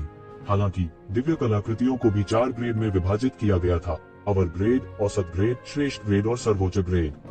वे अमर क्षेत्र, अविनाशी क्षेत्र, ऋषि क्षेत्र और राजा श्रेणी के दायरे के अनुरूप थे। अभी ये जिवेन के हाथों में केवल स्काई ब्रेकिंग तलवार एक मध्यम श्रेणी की दिव्य कलाकृति थी। कुछ पहलुओं में यह एक उच्च श्रेणी की दिव्य कलाकृति के भी करीब था। यही कारण है कि वह उन देवताओं को इतनी आसानी से मार सकता था जितनी आसानी से खरबूजे और सब्जियां काटता है। चाहे वह त्यानेवान मिरर हो, दानव बुलाने वाला बैनर हो या इमेजेंस इमोर्टल एक्सटर्मिनेटिंग सेबर, वे केवल निम्न श्रेणी की दिव्य कलाकृतियां थीं। ये जिवेन एक चोटी के इम्पीरिशेबल रियल विशेषज्ञ को मारने में सक्षम थे। उनमें से स्काई ब्रेकिंग सोर्ड की युद्ध क्षमता भी काफी बढ़ गई थी। साधारण अविनाशी क्षेत्र के विशेषज्ञों के लिए एक मध्य श्रेणी की दिव्य कलाकृति होना कठिन था। उनमें से कई अभी भी निम्न श्रेणी की दिव्य कलाकृतियों का उपयोग कर रहे थे। उल्लेख नहीं है, यह अमर क्षेत्र के लिए और भी दुर्लभ था। बेशक क्षमता के मामले में त्यानेवान मिरर अभी भी सबसे मजबूत था। अभी यह केवल एक निम्न श्रेणी की दिव्य कलाकृति थी। हालांकि पिछले कुछ 100 वर्षों में ये जिवेन लगातार इसे परिष्कृत कर रहा था और यह पहले से ही एक मध्य श्रेणी की दिव्य कलाकृतियों के स्तर के करीब था। यदि वह एक शीर्ष श्रेणी की दिव्य कलाकृति प्राप्त कर सकता है तो उसकी युद्ध शक्ति में तेजी से वृद्धि होगी। जैसा कि मू यूंगसी ने कहा, भले ही वह अपनी पूरी ताकत नहीं लगा सके, फिर भी वह एओ चाओजों को गंभीर रूप से घायल करने में सक्षम होगा। तो जूनियर भाई, तुम क्या सोचते हो? म्यू यूसी ने देखा कि ये जिवेन गहरी सोच में थी और पूछने के अलावा और कुछ नहीं कर सकती थी। यह अच्छा है, कुछ भी उद्यम नहीं किया, कुछ हासिल नहीं किया चूंकि वरिष्ठ बहन मेरी सिफारिश कर रही है, यह स्वाभाविक रूप से सबसे अच्छा है। हालांकि इस मिशन के लिए क्या इनाम है जिसने सीनियर सिस्टर को जाने के लिए आकर्षित किया? ये ज़िवेन ने पूछा। ऐतिहासिक रूप से सेलेस्टियल रेस से संबंधित मिशनों के लिए पुरस्कार बहुत उदार रहे हैं, वे समान स्तर के लोगों की तुलना में कई गुना अधिक उदार होते हैं। इस बार यह और भी महत्वपूर्ण है। यदि आप सफल हो सकते हैं तो आपको 500,000 ईश्वरीय स्रोत से पुरस्कृत किया जाएगा, मू युक्सी ने कहा। उच्च अधिकारी से मिलने वाला पुरस्कार केवल लाभों में से एक है। इससे भी महत्वपूर्ण बात यह है कि आपके पास कई दिव्य कलाकृतियों को प्राप्त करने का अवसर होगा। यदि आप इन दिव्य कलाकृतियों को प्राप्त कर सकते हैं और उन्हें बेच सकते हैं तो आप बहुत सारा पैसा भी कमा सकेंगे। इसके अलावा आप दिव्य जाति की कुछ विरासतों को प्राप्त करने में भी सक्षम हो सकते हैं। तब तक आपकी साधना में और सुधार करना असंभव नहीं है। तियान कबीले को प्राचीन काल से सबसे मजबूत जाति के रूप में जाना जाता था। उनकी खेती के तरीकों और विरासत में स्वाभाविक रूप से संदर्भ के लिए कई उपयोग थे और प्राचीन काल से अब तक ऐसे लोगों के उदाहरणों की कमी नहीं थी जिन्होंने तियान कबीले की विरासत का एक हिस्सा प्राप्त किया था और अद्वितीय प्रतिष्ठा प्राप्त करते हुए तुरंत विस्फोट कर दिया था। यद्यपि विभिन्न जातियों को दिव्य जाति के खिलाफ अत्यधिक संरक्षित किया गया था, फिर भी उन्होंने अपनी विरासत को उच्च सम्मान में रखा। ये दो अत्यंत विरोधाभासी स्थितियां सभी के दिलों में प्रकट हुई। ये ज़िवेन ने एक पल के लिए हिसाब लगाया। अगर वह और सुधार करना चाहता है और अमर साम्राज्य के आखिरी चरण में प्रवेश करना चाहता है तो यह बहुत मुश्किल नहीं होगा। जब तक उसके पास 100,000 दिव्य स्रोत और वह देवत्व है, वह अमर क्षेत्र के अंतिम चरण में प्रवेश करने में सक्षम होगा। हालांकि सबसे महत्वपूर्ण बात उनकी युद्ध शक्ति थी। यदि वह और अधिक सुधार नहीं कर पाता और अमर क्षेत्र के आकाओं के साथ प्रतिस्पर्धा करने में सक्षम होता तो वह असफल हो जाता।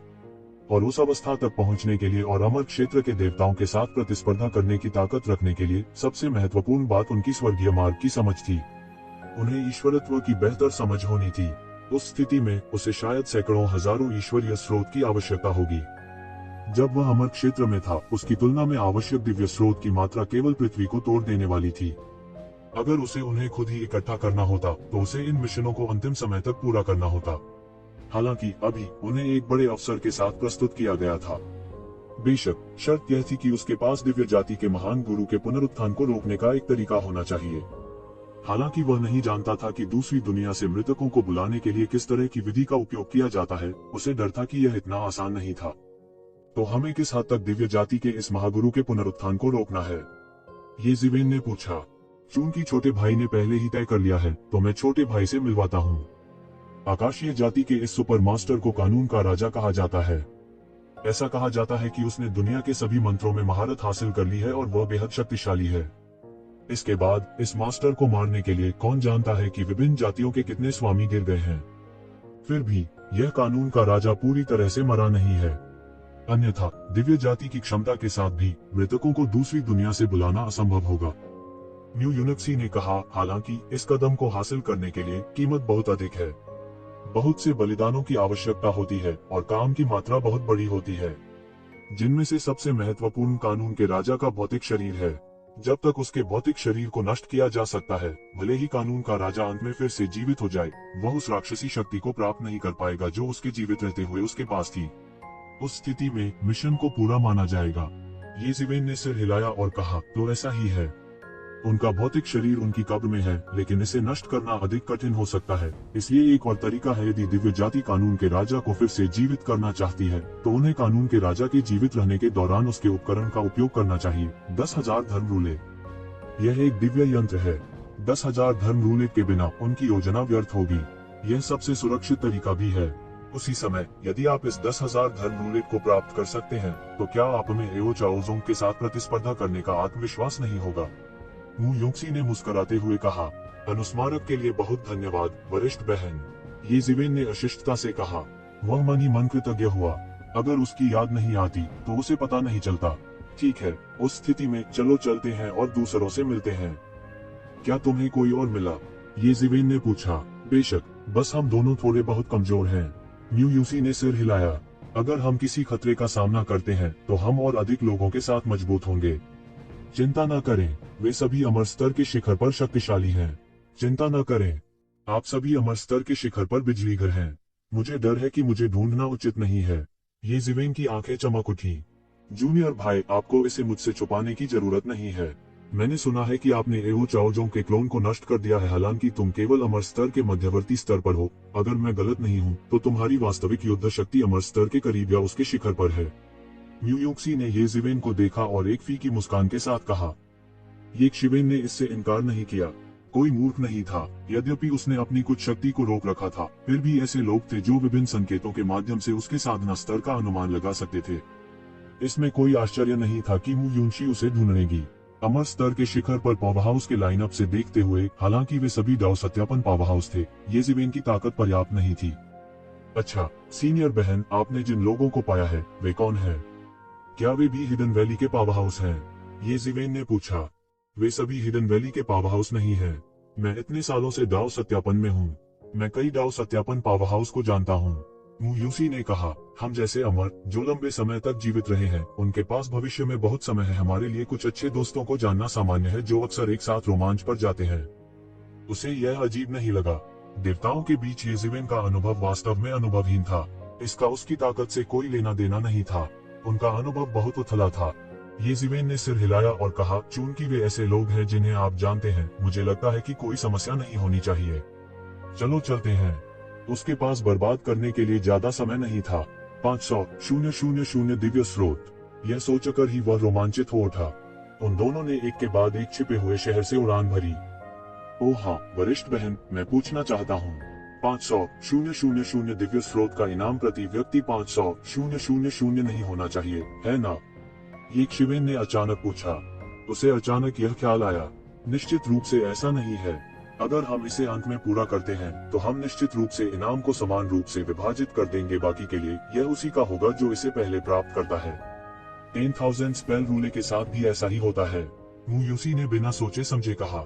वह बहुत अनुभवी था। जाहिर है उन्होंने पहले भी कई बार इस तरह से काम किया था। इसे दूसरों के साथ समान रूप से विभाजित करना। ये जिवेन ने थोड़ा सा भौहें चढ़ाई।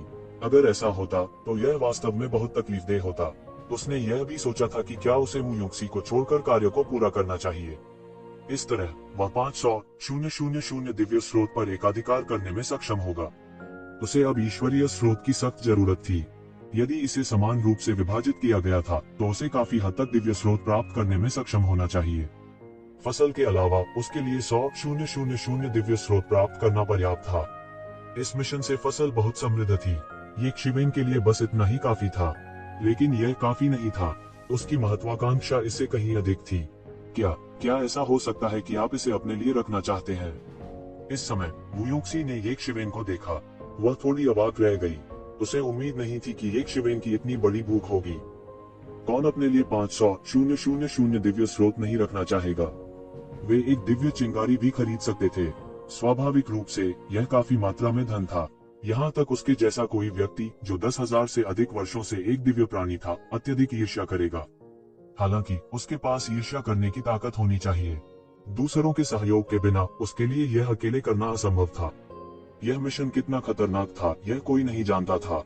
यदि यह 500,000 ईश्वरीय स्रोत के लिए नहीं था तो कई दिव्य उपकरण और दिव्य सामग्री प्राप्त करने की संभावना, उसने जोखिम लेने का विकल्प नहीं चुना होता, चाहे कुछ भी हो।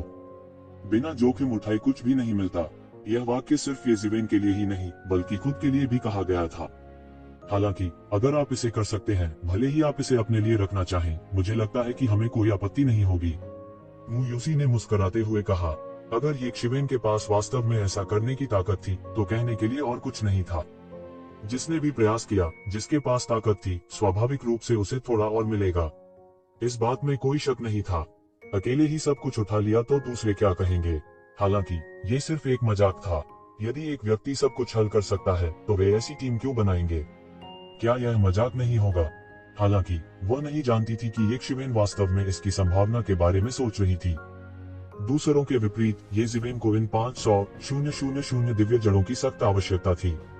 इन 500,000 दिव्य जड़ों के साथ ये जिवेन की ताकत छलांग और सीमा से आगे बढ़ेगी और वह अगले स्तर तक पहुंचने में सक्षम होगा। दोनों की अपनी अपनी चिंताएं थी, इसलिए उन्होंने ज्यादा संवाद नहीं किया। रास्ते में ये जिवेन ने केवल इस मिशन के बारे में पूछा जो इस धर्म राजा के बारे में कुछ जानकारी थी। शक्तिशाली लोग जिन्हें राजा कहा जा सकता था, चाहे वे किसी भी जाति के हों, अत्यंत शक्तिशाली थे। यह भी कहा जा सकता है कि वे इतने शक्तिशाली थे कि वे एक शक्तिशाली दौड़ में सब कुछ नियंत्रित कर सकते थे। सम्राट राजा के अलावा उनसे अधिक शक्तिशाली कोई नहीं था। हालांकि वे सम्राट राजा से अलग थे। सम्राट राजा स्तर के आंकड़ों को एक अभूतपूर्व अस्तित्व कहा जा सकता है। हालांकि कुछ राजा स्तर के बिजलीघर थे, फिर भी उनकी संख्या अधिक थी। हाल के वर्षों में एकमात्र व्यक्ति जो सम्राट बना जिससे लोग परिचित थे, वह महान किंदी थे। उसके बाद कोई और सम्राट नहीं बना। ऐसे बिजलीघर का सामना करते हुए भले ही वह पहले ही मर चुका हो, ये शिवेन ने महसूस किया कि उसके बारे में और अधिक समझना बहुत आवश्यक था। मु योंगसी के नेतृत्व में येजिवेन को केवल उसका अनुसरण करने की आवश्यकता थी। रास्ते में उन्हें लगातार बुरी आत्माओं का सामना करना पड़ा और कभी कभी दुष्ट आत्माओं के समूहों का भी सामना करना पड़ा। हालांकि इस वक्त दोनों ही इन बुरी आत्माओं से निपटने के मूड में नहीं थे। कुछ लगातार चमकने के बाद वे उनके ऊपर से कूद गए। इस अराजक ब्रह्मांड में हर जगह अप्रत्याशित परिवर्तन और खतरे थे। कई दुष्ट आत्माओं ने समूह बनाए और वे मृत्यु से नहीं डरी। वे जितने गहरे गए उतने ही अधिक अत्याचारी दुष्ट आत्माओं के समूहों का सामना किया। इस स्थान पर यह भी कहा जा सकता था कि यहाँ भगवान समय समय पर मरते होंगे। देवता हर दिन समूहों में मर रहे थे। इस जगह में तथाकथित अमर विरासत पूरी तरह से अर्थहीन थी। यहाँ तक कि वास्तविक देवता भी अमर विरासत की गारंटी के बिना इस स्थान पर अपनी रक्षा नहीं कर सकते थे। साधारण अमर विरासत की तो बात ही छोड़ दें। बेशक समय समय पर वे कुछ अत्याचारी अस्तित्वों का सामना करेंगे जो इन बुरी आत्माओं को मारने के लिए अकेले आए थे। ये लोग कम से कम देवता थे जिनकी तुलना डीएओ मान्यता से की जा सकती थी, इसलिए उनके बीच कई डीएओ सत्यापन पावरहाउस थे। इनमें से कई दुष्ट आत्माएं अपने साथ कई जादुई खजाने या जादू की सामग्री ले जाती हैं, जो उनके लिए बहुत फायदेमंद हो सकती हैं। इस बीच येजिवेन और मु योंगसी ने शिखर अमर स्तर की अत्याचारी युद्ध शक्ति का पूरी तरह से प्रदर्शन किया था। उन्हें टेलीपोर्ट करने की आवश्यकता नहीं थी। अपने शरीर के साथ शून्य को पार करके वे एक ही विचार में सैकड़ों हजारों मील की यात्रा कर सकते थे। रास्ते में मु योंगसी ने जानबूझकर गति बढ़ा दी। हालांकि येजिवेन के पास चरम अमर स्तर की युद्ध शक्ति थी, लेकिन इसका मतलब यह नहीं था कि उसकी तुलना अन्य पहलुओं में चोटी के अमर स्तर से की जा सकती थी। हालांकि उसे ये उम्मीद नहीं थी कि एक शिवेन उसके साथ पूरी तरह से रह पाएगी। ऐसा नहीं लगा कि यह बिल्कुल भी थका हुआ है। वह बहुत बेफिक्र था। इसके विपरीत, चाहे वह कितनी भी गति बढ़ा ले, ये शिवेन आसानी से उसके साथ चल सकती थी।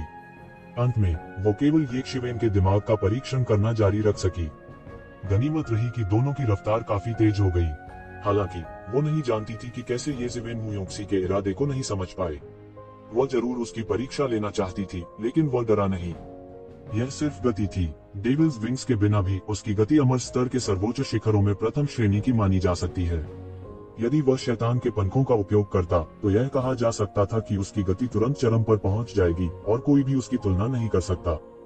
उन दोनों ने पूरे 10 दिन और 10 रात उड़ान भरी और अंत में वे बमुश्किल ब्रह्मांड के करीब पहुंचे। वे एक महाद्वीप के एक टुकड़े पर रुके और उतरे। उन्हें परेशान करने आए महाद्वीप के कुछ स्वदेशी जीवों को मारने के बाद वे दोनों आखिरकार चल बसे। हम सहमत जगह पर आ गए हैं। मैंने उनके साथ जो समझौता किया था उसके अनुसार उन्हें जल्द ही आना चाहिए, मु योंगसी ने कहा। इस समय उसका येजिवेन को कम आंकने का कोई इरादा नहीं था। येजिवेन की क्षमता बहुत अत्याचारी थी और उसने जो प्रदर्शन दिखाया वह अथाह था। कम से कम वह उससे हीन नहीं था। हम ठीक है, येजिवेन ने सिर हिलाया और मुक्ति की आंख से देखा। इस अस्त व्यस्त ईश्वर दफन स्टार ओशन में भले ही उसने मुक्ति की आंख खोल दी हो, पूरे महाद्वीप को स्कैन करने का कोई तरीका नहीं था। वह महाद्वीप के केवल 1/3 से भी कम स्कैन कर सका। हालांकि कोई दूसरा रास्ता नहीं था। अन्यथा यदि वे बाहर होते तो उनकी साधारण दृष्टि पूरे महाद्वीप की स्थिति देख पाती। हालांकि यह एकमात्र तरीका था। भगवान दफन स्टार महासागर में सावधान रहना जरूरी था। इसे 10,000 लॉकिंग्स गॉड्स टोम का सबसे बाहरी क्षेत्र माना जा सकता है। इसे अपेक्षाकृत सुरक्षित माना जा सकता है। यदि आप और आगे बढ़ते हैं तो अत्यंत अत्याचारी जादू वाले कई राक्षस होंगे।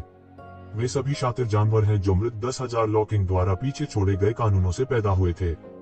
येजिवेन ने रास्ते में पहले ही जान लिया था कि कई देवताओं की मृत्यु के बाद उनकी असमाप्य नाराजगी और सिद्धांत भी अत्याचारी अशुभ जानवरों को जन्म देंगे। हालांकि ये अशुभ जानवर बुरी आत्माओं से अलग थे। ये अपशकुन जानवर इन देवताओं की कब्रों को नहीं छोड़ सकते थे। इसलिए जब तक कोई उनके बहुत करीब नहीं जाता तब तक उनसे पूरी तरह से बचा जा सकता है। अब वे एक सुरक्षित क्षेत्र में थे। समय आने पर आपको सावधान रहना होगा। भले ही हम पवित्र राजा की दुष्ट आत्माओं के बारे में बात न करें, लेकिन पवित्र राजा के नियमों से पैदा हुए भयंकर जानवर बहुत शक्तिशाली हैं। पहले अमर स्तर के शिखर पर एक वरिष्ठ भाई था जो जानकारी के लिए स्काउट करने के क्रम में गंभीर रूप से घायल हो गया था। वह अपने आधे शरीर के साथ ही भाग निकला। अब वह पागल हो गया है, मु योंगसी ने याद दिलाया। ऐसा कहा जाता है कि वह शक्तिशाली भयंकर जानवरों के एक समूह से घिरा हुआ था। अंत में उसने 10 साल तक कड़ा संघर्ष किया और बच निकला। वह सोच भी नहीं सकता था कि किस प्रकार का भयानक दबाव एक ईश्वर को पागल कर सकता है। हम विशिष्ट स्थिति को नहीं जानते हैं। हमारे पास इस तरह की चीज का इलाज करने का कोई तरीका भी नहीं है। हम उसे इलाज के लिए केवल भगवान के पास भेज सकते हैं। मुयूसी ने कड़वी मुस्कान के साथ कहा, देवताओं की दृष्टि में साधारण चोटें कुछ भी नहीं थी। हालांकि अगर यह एक गंभीर चोट थी जो देवताओं को गंभीर रूप से घायल कर सकती थी, तो चोट कुछ ऐसी होगी जिसके खिलाफ देवता असहाय होंगे। उदाहरण के लिए यह एक गंभीर चोट होगी जो उन्हें पागल कर सकती है। देवताओं की आत्मा बहुत शक्तिशाली थी। साधारण आध्यात्मिक उपचार पद्धतियां मूलतः अनुपयोगी थी। झटके से उन्हें चोट भी लग सकती है।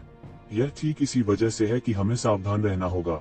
देवताओं के बीच कुछ लोगों की तुलना डीओ पुष्टिकरण स्तर के स्वामी से की जा सकती है। ये अशुभ जानवर स्वाभाविक रूप से उपहार में दिए गए हैं। वे कई अत्याचारी देवताओं की इच्छा और नियमों से पैदा हुए हैं। वे अस्तित्व भी हैं जो देवताओं को मार सकते हैं। अगर ये अशुभ जानवर दिव्य मकबरे के आसपास के क्षेत्र को छोड़ने में असमर्थ हैं, तो मुझे डर है कि जब प्रमुख जातियां सेना में शामिल होंगी तो उनके सिर में दर्द होगा।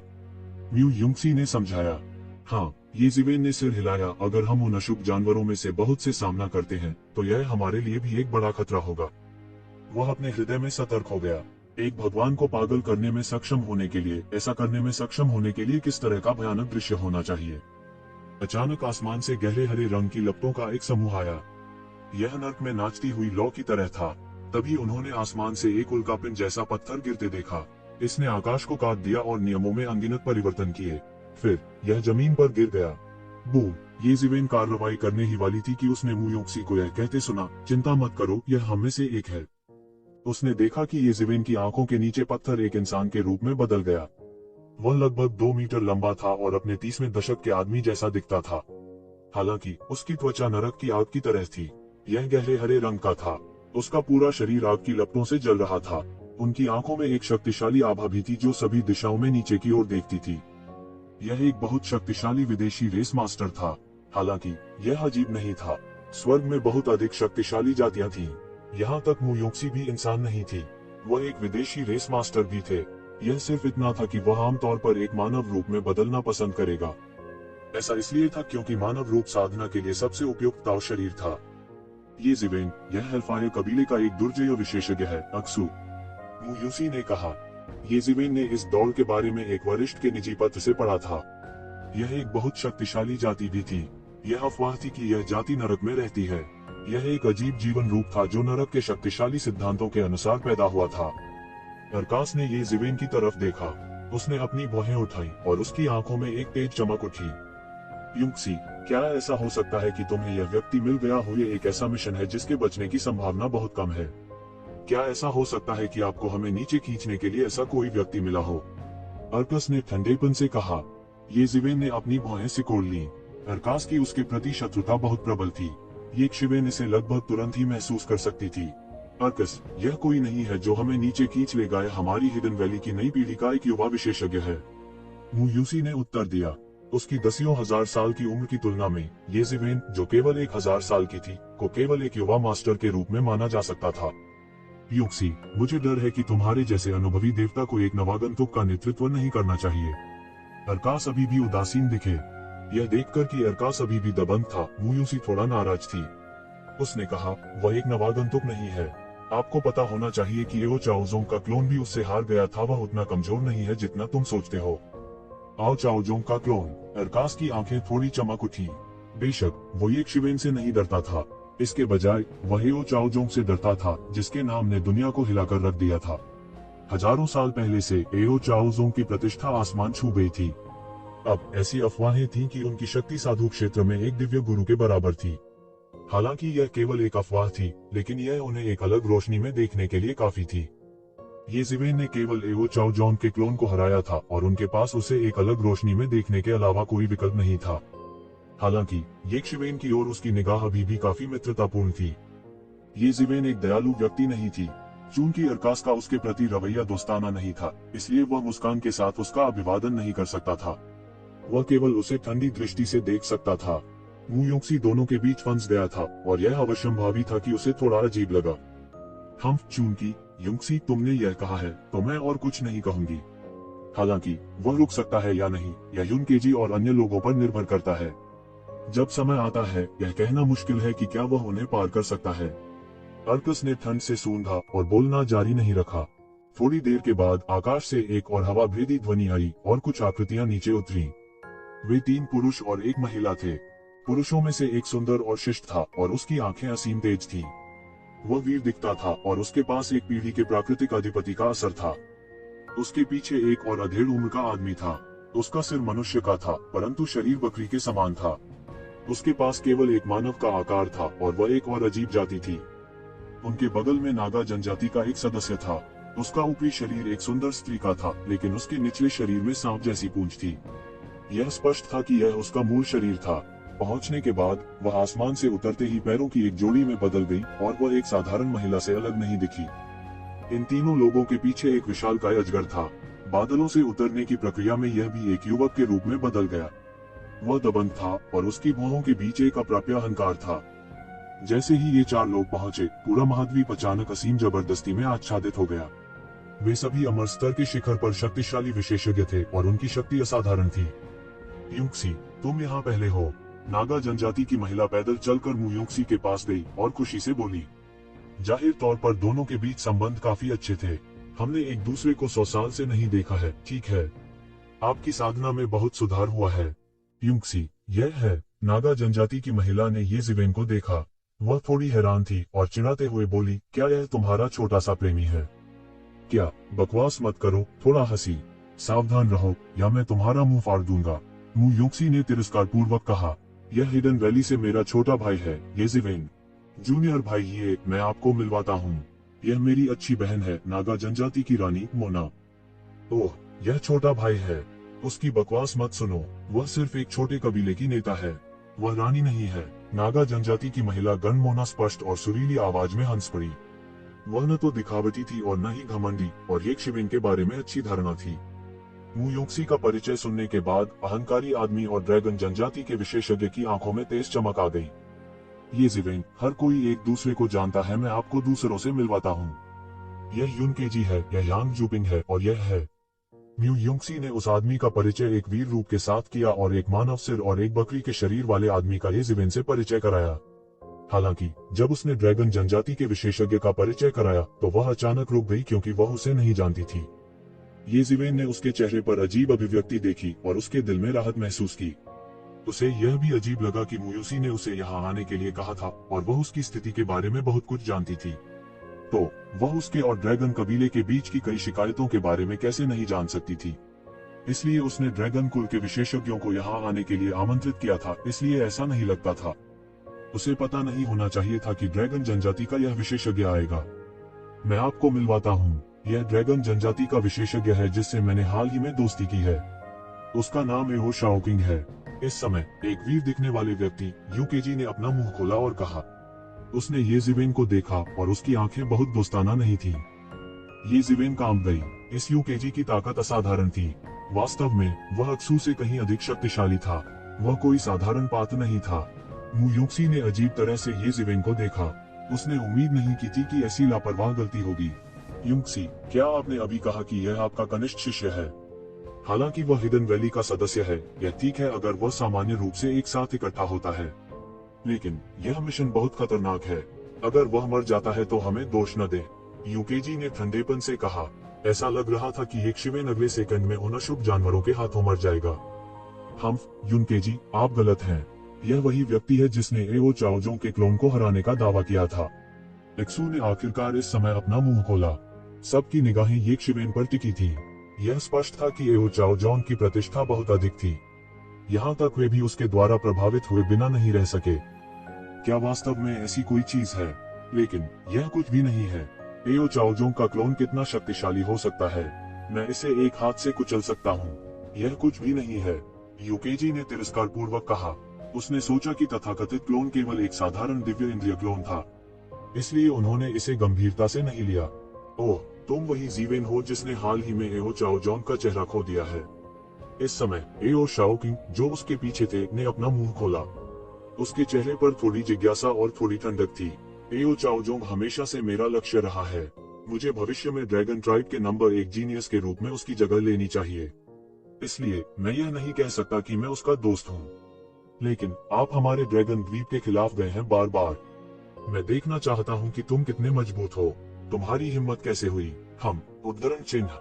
बूम, पल भर में आसमान टूट गया और धरती फट गई। विनाश के अनगिनत प्रभामंडल ने हवा भर दी और एक पल में बिखर गए। एक विशाल अजगर आकाश में अनगिनत कानूनों से संघनित हुआ और सीधे छिप गया। इसने अपना खूनी मुंह खोला और येक्षिवेन को निगलने के लिए उसकी ओर दौड़ा। सौभाग्य से तुम एओ चाओजोंग के मित्र नहीं हो, अन्यथा आज के अतीत को जीने के बारे में सोचो भी मत। येजिवेन ने ठंडी सांस ली और कहा, किसी भी मामले में एओ चाओजोंग एक प्रतिद्वंद्वी था जिसे हराना चाहिए, लेकिन सिर्फ तुम्हारे साथ। क्या तुम मेरी साधना का परीक्षण करना चाहते हो? येजिवेन आगे बढ़े और उनके शरीर में आध्यात्मिक शक्ति चरम पर पहुंच गई थी।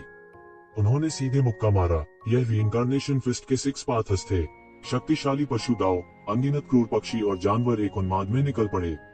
ड्रैगन, फीनिक्स, किलिंस, बी फैंग और कई अन्य प्रसिद्ध शक्तिशाली पक्षी और जानवर अचानक उभरे। इन असीम दैवीय जानवरों ने एक अतुलनीय विशाल ज्वार का निर्माण किया, एक भयानक ज्वार जो सब कुछ निगल सकता था। मानव दाव मुट्ठी की तुलना में समूह की लड़ाई में पशु दाव अधिक क्रूर और अजेय था। ड्रैगन येजिवेन को निगलने से पहले इन अनगिनत क्रूर जानवरों द्वारा जिंदा निगल लिया गया था।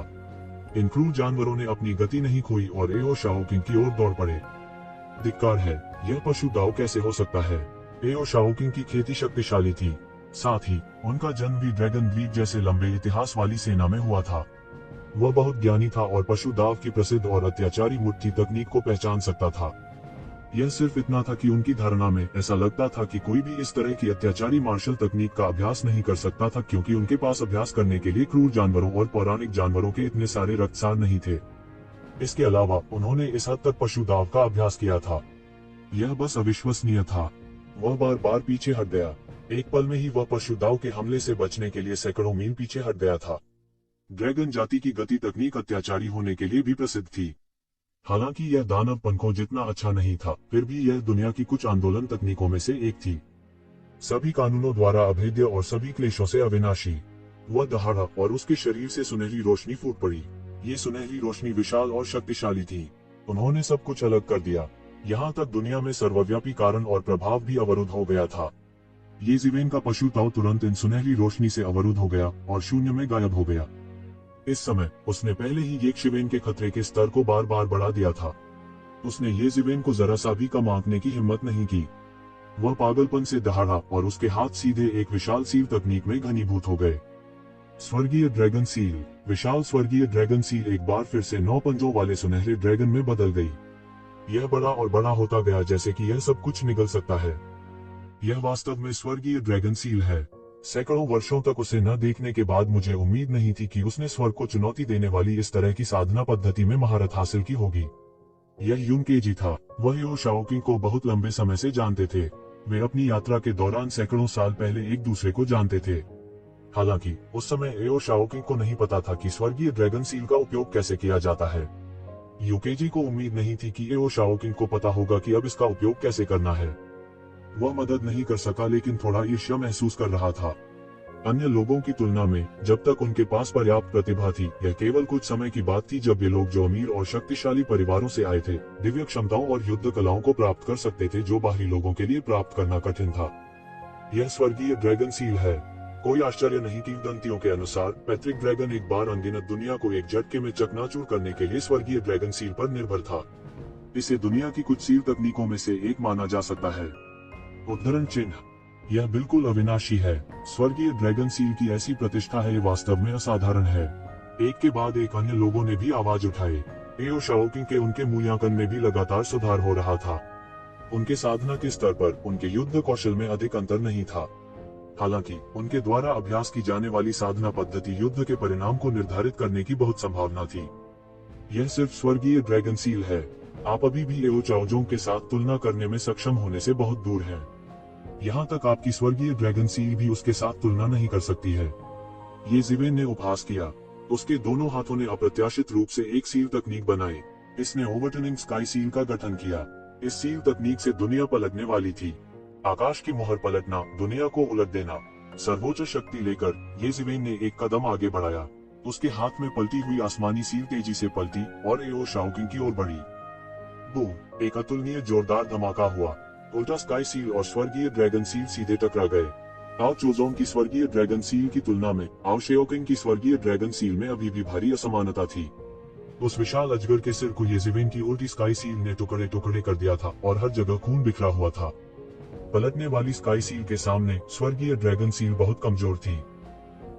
एओ शाओकिंग ने खून जमा देने वाली चीख निकाली। ये शिवेन के हमले से उसकी पूरी हथेली खून से लथपथ हो गई थी। वह पूरी तरह से घाटे में था। वह लगातार पीछे हट रहा था, पास आने की हिम्मत नहीं कर रहा था। यह किस प्रकार की सील तकनीक है? यह चरमयान की स्वर्गीय ड्रैगन सील को भी तोड़ सकती है। यह अकल्पनीय है। युनकेजी की आंखें चौड़ी हो गईं जब उन्होंने येजिवेन की हथेली पर उल्टी हुई स्काई सील को देखा। उसकी आंखों में एक अजीब सा लालच था। किसी को पता होना चाहिए कि इन देवता स्तर के विशेषज्ञों के लिए भी एक अच्छी शक्ति तकनीक बहुत दुर्लभ थी। एक शक्तिशाली शक्ति तकनीक को पूर्ण करने के लिए उन्हें अनगिनत वर्षों की आवश्यकता होगी। आखिरकार उनके पास एक शिवेन की तरह रहस्यमय जगह की मदद नहीं थी। इसलिए इसकी तुलना में प्राचीन विरासत को सीधे प्राप्त करना आसान था। स्वर्गीय ड्रैगन सील निस्संदेह दुनिया की शीर्ष जादुई मार्शल आर्ट में से एक थी। यहाँ तक अगर यह पलटने वाली स्काई सील के सामने पूरी तरह से बेकार था, तो वे पैट्रिक ड्रैगन द्वारा विकसित इस अत्याचारी तकनीक को कम नहीं आंकेंगे। यह केवल एओ शाओकिंग की अपनी ताकत की कमी थी। इसका मतलब यह नहीं था कि स्वर्गीय ड्रैगन सील कमजोर थी। फिर भी पलटने वाली स्काई सील की शक्ति अभी भी उसके लिए आंखें खोलने वाली थी। अगर मैं इतनी शक्तिशाली सील तकनीक प्राप्त कर सकता हूँ, तो मैं निश्चित रूप से एक कदम और आगे जा सकूंगा। यहाँ तक अगर मैं एक ही बार में अनंत क्षेत्र में प्रवेश नहीं कर सकता, तो यह अनंत क्षेत्र पर हावी होने के लिए पर्याप्त होगा। मुझे इसे प्राप्त करना चाहिए। उसने अपनी ईश्वर की आंख खोली और उल्टी हुई आसमानी मुहर के माध्यम से देखना चाहता था जिसे येजिवेन ने डाला था। उनकी नजर में उल्टा आकाश सील अतुलनीय रूप से जटिल था। यह कोई ऐसी चीज नहीं थी जिसे वह कम समय में पढ़ सके। तो येजिवेन ने अपनी वर्तमान शक्ति को प्राप्त करने के लिए लगभग 1000 वर्षों तक रहस्यमय स्थान का उपयोग किया था। उसके लिए इसे केवल कुछ ही नजरों से सीखना असंभव था। हालांकि इस समय येजिवेन ने इसकी परवाह नहीं की। उसकी हथेली उल्टी आकाश की मुहर में बदल गई। उसने इसका पीछा किया और सीधे एओ शाओकिंग की ओर विस्फोट कर दिया। गर्जन! एओ शाओकिंग को एक गतिरोध में धकेल दिया गया था। उसने कभी नहीं सोचा था कि येजिवेन इतना अत्याचारी हो सकता है। यह बस अद्वितीय था। इस महत्वपूर्ण क्षण में उन्होंने अंततः अपने सभी कौशल प्रदर्शित किए। ड्रैगन सम्राट कीमती बेल! उसने जोर से गर्जना की और उसके चारों ओर एक अतुलनीय रूप से विशाल प्राचीन कांस्य घंटी दिखाई दी। इस प्राचीन कांस्य घंटी पर अनगिनत लंबे ड्रैगन खुदे हुए थे। वे एक विशेष स्थिति में खड़े थे, एक अतुलनीय रूप से विशाल व्यूह बनाते थे जो सभी हमलों को अदृश्य बना सकता था। टकराना! येजिवेन की पलटती हुई स्काई सील नीचे गिर गई और सीधे प्राचीन कांस्य घंटी पर गिर गई। एक जोरदार धमाका हुआ और अनगिनत लहरें सीधे बह गईं। येजिवेन ने जिस भयानक शक्ति पर बमबारी की थी, वह ऊर्जा ध्वनि तरंगों के रूप में प्राचीन कांस्य घंटी द्वारा प्रत्यक्ष रूप से परिलक्षित हुई थी। इसने एक बड़ी लहर भी बनाई जो येजिवेन की ओर पलट गई। येजिवेन ने संकोच नहीं किया और सीधे एक मुक्का मारा, इस ऊर्जा तरंग को तोड़ते हुए। उसके बाद ही वह रुका। ड्रैगन सम्राट कीमती बेल! यह कैसे संभव है? ड्रैगन सम्राट की बहुमूल्य घंटी! यह कैसे संभव है? उसके पास सम्राट डाउ खजाना कैसे हो सकता है? कहा जाता है कि यह पैट्रिक ड्रैगन का साथ देने वाला आकाशीय उपकरण है। यह बहुत शक्तिशाली है। जिस व्यक्ति के पास ड्रैगन सम्राट की बहुमूल्य घंटी है, वह अजेय कहा जा सकता है। वह सुनहरी रोशनी अभी अभी ड्रैगन सम्राट की कीमती बेल से आई थी। इस ड्रैगन सम्राट की कीमती बेल में वह लगभग अजेय है। एक्सू ने अपनी खुली आंखों से कहा। वह पूरी तरह से अवाक रह गया जब उसने अफवाह वाले आकाशीय उपकरण के बारे में सोचा। यदि यह वास्तव में पौराणिक खगोलीय उपकरण था, तो डाउ पुष्टिकरण विशेषज्ञ के रूप में वह मौके पर लगभग अपने घुटनों पर होगा। वह वास्तव में ड्रैगन कबीले का एक प्रसिद्ध जीनियस है। यह एओ शाओकिंग वास्तव में मजबूत है। वह ड्रैगन सम्राट प्रेशियस बेल जैसा आकाशीय उपकरण भी प्राप्त कर सकता है। मोगन्ना की आंखें भी छलक रही थीं। ड्रैगन सम्राट कीमती बेल कौन नहीं चाहता था? नहीं, यह ड्रैगन सम्राट कीमती बेल नहीं है। अगर यह ड्रैगन सम्राट कीमती घंटी होती, तो हम सब मर जाते। मु यूक्सी को अचानक एहसास हुआ। तीव्रदंती के अनुसार ड्रैगन सम्राट प्रीशियस बेल ऊर्जा तरंगों और पलटवार के रूप में सभी हमलों को बढ़ा सकता है। यदि यह पौराणिक आकाशीय उपकरण है, तो मुझे डर है कि हम सभी अब तक मर चुके होंगे। जब उसने यह कहा, उसने येजिवेन की ओर देखा, जाहिर तौर पर उसे याद दिला रहा था। उस समय एओ शाओकिंग अंत में शांत हो गए और कहा, यह सही है। यह असली ड्रैगन सम्राट कीमती बेल नहीं है। यह एक दिव्य उपकरण है जो अमर स्तर द्वारा बनाया गया है। हालांकि यह केवल एक प्रतिकृति आकाशीय उपकरण था, उसे इस पर बहुत गर्व था। उन्होंने कहा, हालांकि यह सिर्फ एक प्रतिकृति आकाशीय उपकरण है, यह अभी भी सबसे अच्छा निम्न श्रेणी के आकाशीय उपकरणों में से एक है। अमर स्तर के साधना स्तर के साथ इसे तोड़ना बिल्कुल असंभव है। आपका हमला जितना शक्तिशाली होगा उतना ही शक्तिशाली होगा, पलटवार होगा, तब तक आप केवल अपने आप को मार सकते हैं। ये जीवेन, तुमने मेरे ड्रैगन सम्राट की कीमती घंटी को बाहर आने के लिए मजबूर कर दिया है। तुम काफी सक्षम हो, हालांकि यह तुम्हारे प्रदर्शन का अंत है। मैं तुम्हें अगले लुब्बी तक हरा दूंगा। जिस तरह से उसने ये शिवेन को देखा वह सामान्य रूप से तेज था। इससे पहले उसे इतना बड़ा नुकसान कभी नहीं हुआ था, खासकर जब वह सबके सामने अमर स्तर के बीच में एक आदमी से हार गया था। उसने सबके सामने अपना सारा चेहरा खो दिया था। उसने अपना पूरा चेहरा खो दिया था। ये जीवेन की ओर देखते हुए ये जीवेन की आंखें तेज थीं। वो ये शिवेन से बदला लेना चाहता था। यह अंत है, ये जीवेन, बेहतर होगा कि तुम जाग जाओ। उसने एक कदम आगे बढ़ाया और मौके पर ही स्वर्गीय ड्रैगन सील को बाहर निकाल लिया। उसने ये शिवेन पर हमला किया। चूंकि उसकी रक्षा के लिए ड्रैगन सम्राट कीमती बेल थी, इसलिए उसे हमला करने की चिंता नहीं थी। स्वर्गीय ड्रैगन सील बड़ी और बड़ी होती गई। यह एक लंबे अजगर की तरह था जो दुर्घटनाग्रस्त हो गया। सभी ने एक शिवेन की ओर सहानुभूति भरी आंखों से देखा। ड्रैगन सम्राट की कीमती बेल की सुरक्षा के साथ एओ शाओकिंग उनकी नजर में एक सुपर आयरन कछुए की तरह थे। वे उसे बिल्कुल नहीं तोड़ सके, इसलिए एओ शाओकिंग जितना चाहे हमला कर सकता था। इसके विपरीत ये शिवेन अपनी पूरी ताकत से हमला नहीं कर सकती थी। उसे बचाव के लिए अपनी ताकत का हिस्सा बांटना पड़ा, इसलिए वह शुरू से ही घाटे में रहा। बड़े संप्रदाय वास्तव में अलग थे। क्या ड्रैगन सम्राट की कीमती घंटी, इसे तोड़ दो। आने वाली स्वर्गीय ड्रैगन सील का सामना करते हुए ये जीवेन ने हार नहीं मानी। एक गर्जना के साथ दानव सम्मन बैनर ने उसके शरीर को ढंक दिया और उसकी रक्षा की। तभी उनके हाथ में एक लंबी तलवार दिखाई दी। स्काई ब्रेकिंग तलवार अचानक एक अद्भुत तलवार की रोशनी से फूट पड़ी। यह आकाश में उड़ गया और कई कानूनों को हिला दिया।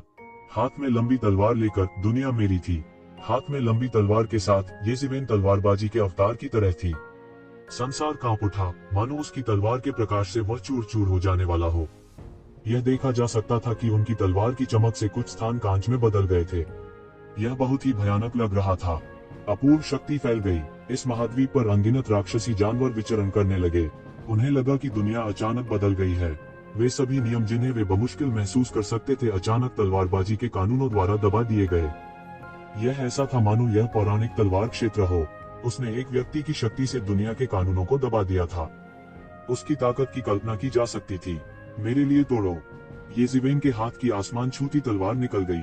स्वर्गीय ड्रैगन सील हर किसी की आंखों के सामने टूट गई थी और विशाल स्वर्गीय ड्रैगन को 2 हिस्सों में काट दिया गया था। हालांकि ये जीवेन की तलवार की गति बिल्कुल भी कम नहीं हुई और ड्रैगन सम्राट के ट्रेजर बेल को जमकर काट डाला। टकराना। एक जोरदार गर्जना के साथ ड्रैगन सम्राट की कीमती घंटी को एओ शाओकिंग के साथ उड़ते हुए भेजा गया। असीम तलवार का बल अभी भी शून्य को हिला रहा था और एक निराकार आभा फैल रही थी, जिससे लोगों को अपनी रीढ़ में ठंडक महसूस हो रही थी। सब दंग रह गए। ड्रैगन सम्राट की कीमती बेल की रक्षात्मक शक्ति वास्तव में निम्न श्रेणी के दैवीय हथियारों में शीर्ष पर थी। यह कहना झूठ नहीं था कि यह अजेय था, यह एक सच्चाई थी। एक सामान्य व्यक्ति के लिए ड्रैगन सम्राट की कीमती बेल की रक्षा को भेदना असंभव था। उन्हें ड्रैगन सम्राट की कीमती बेल की पुनरावृत्ति द्वारा भी भेजा जा सकता है। यह कहा जा सकता है कि एओ शाओकिंग वास्तव में ड्रैगन सम्राट की कीमती बेल की खेती करने में सक्षम होने के लिए एक प्रतिभाशाली व्यक्ति थे, लेकिन फिर भी उसे ये शिवेन की तलवार से उड़ते हुए भेजा गया। इससे भी अधिक भयावह बात यह थी कि वे स्पष्ट रूप से देख सकते थे कि ड्रैगन सम्राट की कीमती बेल पर दरारें दिखाई दे रही थीं। यह सबसे अविश्वसनीय बात थी। उनकी दृष्टि में यह एक अटूट दैवीय अस्त्र था, लेकिन वास्तव में यह टूट गया था। पफ। एओ शाओकिंग ने ड्रैगन सम्राट की कीमती बेल पर दरारें दिखाई देने पर मुंह से खून निकाला। यहाँ तक अगर केवल कुछ दरारें थीं, तो इसका मतलब था कि ड्रैगन सम्राट की बहुमूल्य घंटी पूरी तरह से सभी हमलों को रोक नहीं सकती थी। वार का एक हिस्सा उसके शरीर पर गिर गया था। ये जीवेन की ताकत को देखते हुए यह उसे गंभीर रूप से घायल करने के लिए काफी था। ड्रैगन सम्राट की कीमती बेल का पलटवार पूरी तरह से दानव सम्मन ध्वज द्वारा अवशोषित कर लिया गया था। ये शिवेन पर इसका कोई असर नहीं पड़ा। एओ शाओकिंग सही थे। ड्रैगन सम्राट की कीमती बेल को एक साधारण अमर स्तर से नहीं तोड़ा जा सकता था। दुर्भाग्य से उसकी मुलाकात एक राक्षस ये जीवेन से हुई। न केवल उनकी विस्फोटक शक्ति अमर स्तरों में सर्वश्रेष्ठ थी, बल्कि उनके हाथ में स्काई ब्रेकर तलवार भी अमर स्तरों में भी एक दुर्लभ हथियार थी। उन सभी ने मिलकर उसके ड्रैगन सम्राट की कीमती बेल पर दरारें दिखाई। जैसे ही ये जिवेन और आगे जाकर अपने कछुए के खोल को तोड़ने ही वाली थी, युनकेजी ने अचानक हमला कर दिया। अचानक युनकेजी ने अपनी चाल चल दी। आसमान में असीम बादल क्यूई फूट पड़ा और सब कुछ सील कर दिया। इसने ये जिवेन के हमले का रास्ता भी रोक दिया। भाई ये दया करो। ये जिवेन ने अपनी आभा वापस ले ली और उसका पीछा नहीं किया। चूंकि वह येओ चाओजोंग की तरफ नहीं था और यहाँ तक येओ चाओजोंग को चुनौती देना चाहता था, ये जिवेन उसे नहीं मारेगा। वह उसे सिर्फ सबक सिखाएगा। उसने अपना प्रभुत्व स्थापित करने का लक्ष्य प्राप्त कर लिया था। बाहरी लोगों के लिए वह फिर से एक मध्य अवस्था अमर स्तर की तरह लग रहा था। हालांकि अब किसी ने भी इस मध्य अवस्था के अमर स्तर को नीचे से देखने का साहस नहीं किया, खासतौर पर अर्कस जो सबसे पहले आने वाला था। सौभाग्य से उसने तब हमला नहीं किया, अन्यथा वह वही होगा जिसे अब सबक सिखाया जाएगा।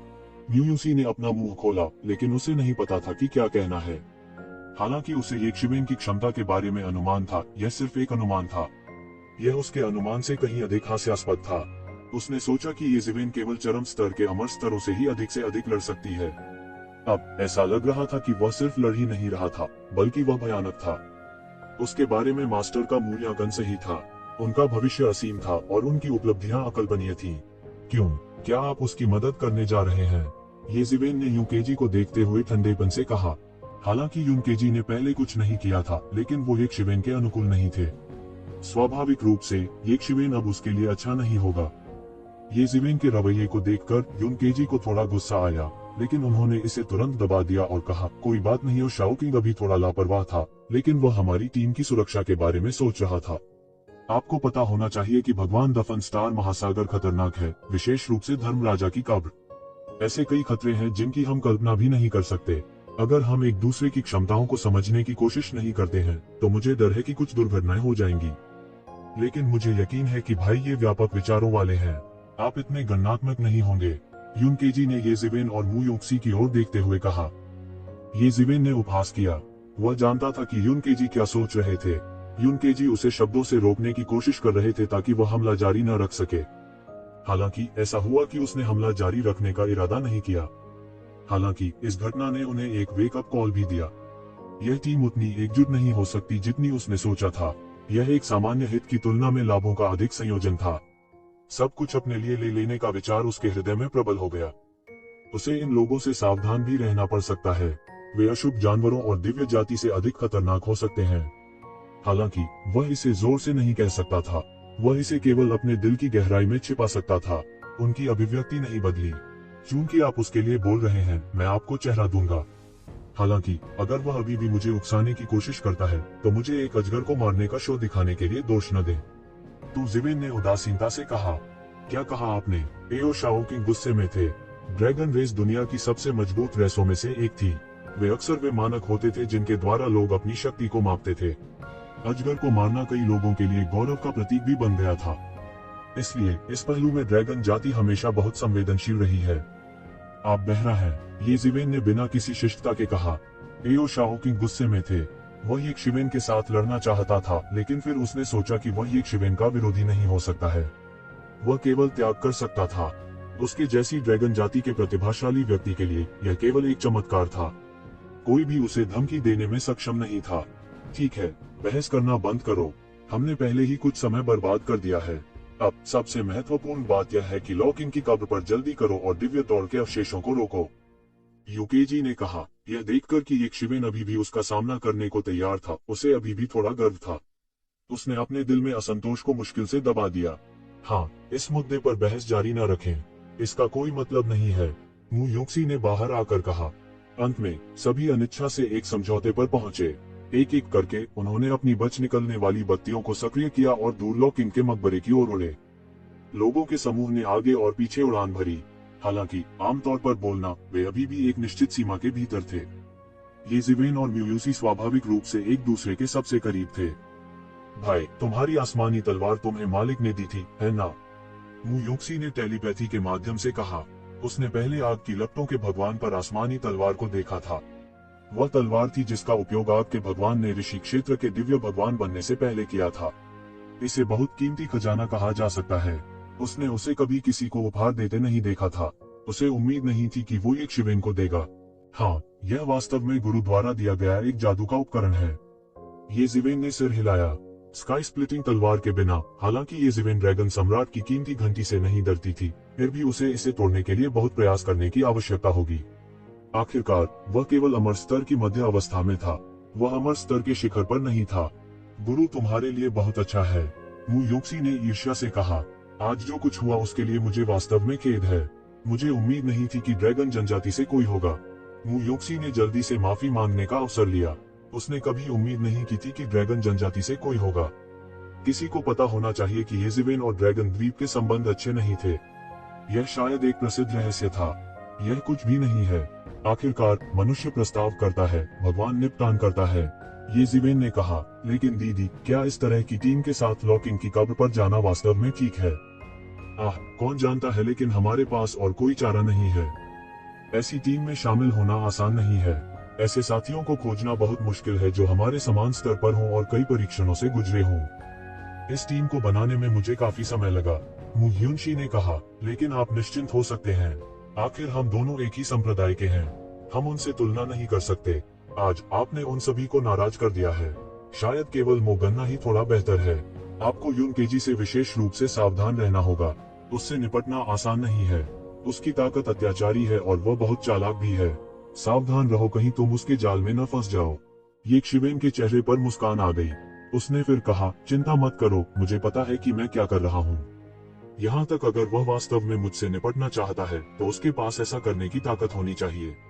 वास्तविक ताकत के सामने सभी योजनाएं एक मजाक हैं। अगर उन लोगों ने सोचा कि एक ज़िवेन ने अभी जो दिखाया था वह उसकी असली ताकत थी, तो वे गंभीर रूप से गलत थे। इन अनजान लोगों के सामने ये ज़िवेन कैसे पीछे नहीं हट सकती थी। वह यह भी देख सकता था कि उन्होंने शायद अपनी सारी क्षमताएं नहीं दिखाई थी, लेकिन इससे कोई फर्क नहीं पड़ा। यह खुद को बचाने के लिए काफी था। मु योक्सी ने ये ज़िवेन को देखा और न जाने उसे इतना आत्मविश्वास कहां से मिला, लेकिन अंत में वह केवल यह निष्कर्ष निकाल सकी कि कुशल साहसी थे और उसके पास इतनी पूंजी थी। छोटे भाई, तुम जवान हो और तुम पर गर्व है। जूनियर भाई, आप युवा हैं और गौरवान्वित हैं। आपको 1000 साल से कम उम्र का होना चाहिए, है ना? 1000 साल से भी कम पुराना, लेकिन आप पहले ही रास्ता साबित कर चुके हैं। आपको एक अभूतपूर्व साधना प्रतिभा कहा जा सकता है। तुम्हारी तुलना में मैं बहुत हीन हूँ। मार्ग सिद्ध करने से पहले ही मैं दसियों हजार वर्ष बर्बाद कर चुका हूँ। अब 10,000 से अधिक वर्ष बीत चुके हैं और मैंने दीर्घायु क्षेत्र के शिखर पर मुश्किल से कदम रखा है। यदि कोई अन्य आकस्मिक मुलाकातें नहीं होती हैं, शायद दसियों हजार वर्षों या सैकड़ों हजारों वर्षों के बाद, तो मेरे पास भी अनंत क्षेत्र में प्रवेश करने का अवसर है। लेकिन यह प्रक्रिया वास्तव में बहुत लंबी है और यह निश्चित नहीं है कि कोई दुर्घटना होगी। हम में से कितने अमर प्राणी गिर गए हैं। मु ह्युनशी आह भरने से खुद को रोक नहीं सकी। देवताओं की तुलना में दसियों हजार साल पुरानी सिर्फ एक युवा और कोमल चीज थी, प्राचीन भी नहीं, यहाँ तक कि मुख्यधारा के स्तर तक भी नहीं पहुंची। हालांकि ये ज़िवेन के सामने, जो केवल लगभग 1000 साल की थी, वह अपने दिल में एक तरह की आह भरने से खुद को रोक नहीं सकती थी। यह वास्तव में यांगिजी नदी की नई लहरों का मामला था, जो पुरानी लहरों को धक्का दे रही थी और पुरानी लहरें समुद्र तट पर मर रही थी। एक वरिष्ठ के रूप में वह वास्तव में बहुत दबाव में थी और शाश्वत क्षेत्र में प्रवेश करने के लिए सबसे महत्वपूर्ण बात यह है कि देवत्व को संघनित करना है, और देवत्व को संघनित करना है, इसके लिए केवल कठिन अभ्यास से कहीं अधिक की आवश्यकता है, बल्कि सभी प्रकार के आकस्मिक मुठभेड़ों की भी आवश्यकता है। हमारे लिए संदर्भित करने के लिए शाश्वत क्षेत्र के ईश्वरत्व का होना सबसे अच्छा है, लेकिन शाश्वत क्षेत्र के ईश्वरत्व को खोजना इतना आसान कैसे हो सकता है? इस प्रकार की समाधि के अतिरिक्त और कोई संभावना नहीं है। यहाँ तक देवताओं की थोड़ी सी भी भोग करने की हिम्मत नहीं है और केवल कदम दर कदम आगे बढ़ सकते हैं। न्यू यूसी ने कहा।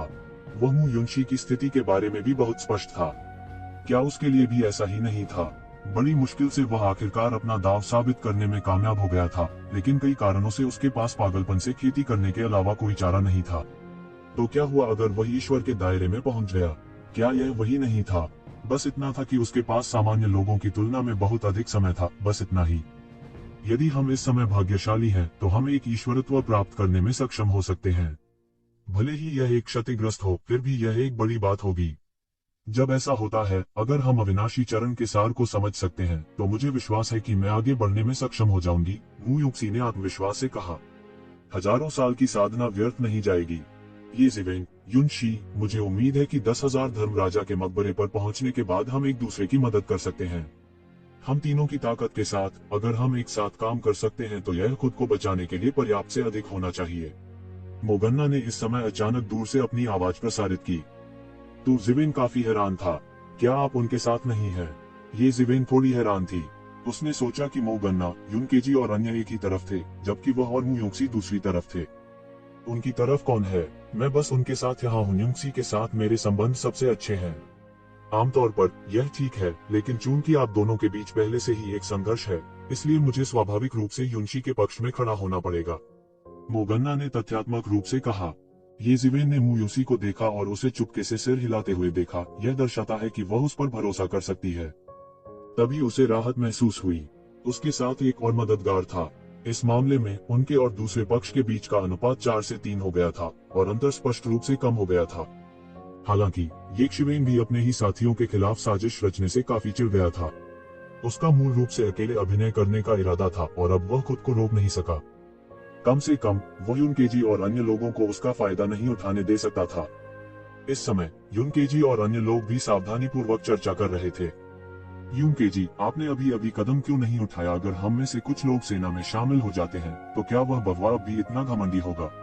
मैं उसे मारना चाहता हूं और उसकी लाश को 1000 टुकड़ों में फाड़ देना चाहता हूं। एओ शाओकिंग ने नाखुशी से शिकायत की। उसने अभी अभी सुंदर महिला के सामने अपना चेहरा खो दिया था और वह अभी भी उस पर विचार कर रहा था। इतनी घबराहट क्यों हो रही है? उस बववा से निपटना आसान नहीं है। इसके अलावा भले ही आप एक साधु को चेहरा नहीं देना चाहते हैं, फिर भी आपको उसी को चेहरा देना होगा। युकेजी ने उदासीनता से कहा। लेकिन आपको चिंतित होने की जरूरत नहीं है। मैंने अभी कोई कदम नहीं उठाया है क्योंकि उसके पास अभी भी कुछ मूल्य है। चिंता मत करो, हालांकि उसकी ताकत खराब नहीं है। मुझे विश्वास है कि मैं उसे दबा सकता हूँ। इसके अलावा आपकी मदद से वह मेरे नियंत्रण से नहीं बच सकता। उनके पास अपना ट्रम्प कार्ड था। भले ही येशिवेन पहले ही काफी ताकत दिखा चुका था, फिर भी वह बहुत आश्वस्त था। इस बार हमें धर्मराजा की दिव्य चिंगारी प्राप्त करने से कोई नहीं रोक सकता। जब तक हम धर्मराजा की दिव्य चिंगारी प्राप्त कर सकते हैं, हम इसे एक साथ समझ सकते हैं। शाश्वत क्षेत्र में प्रवेश करना केवल समय की बात है।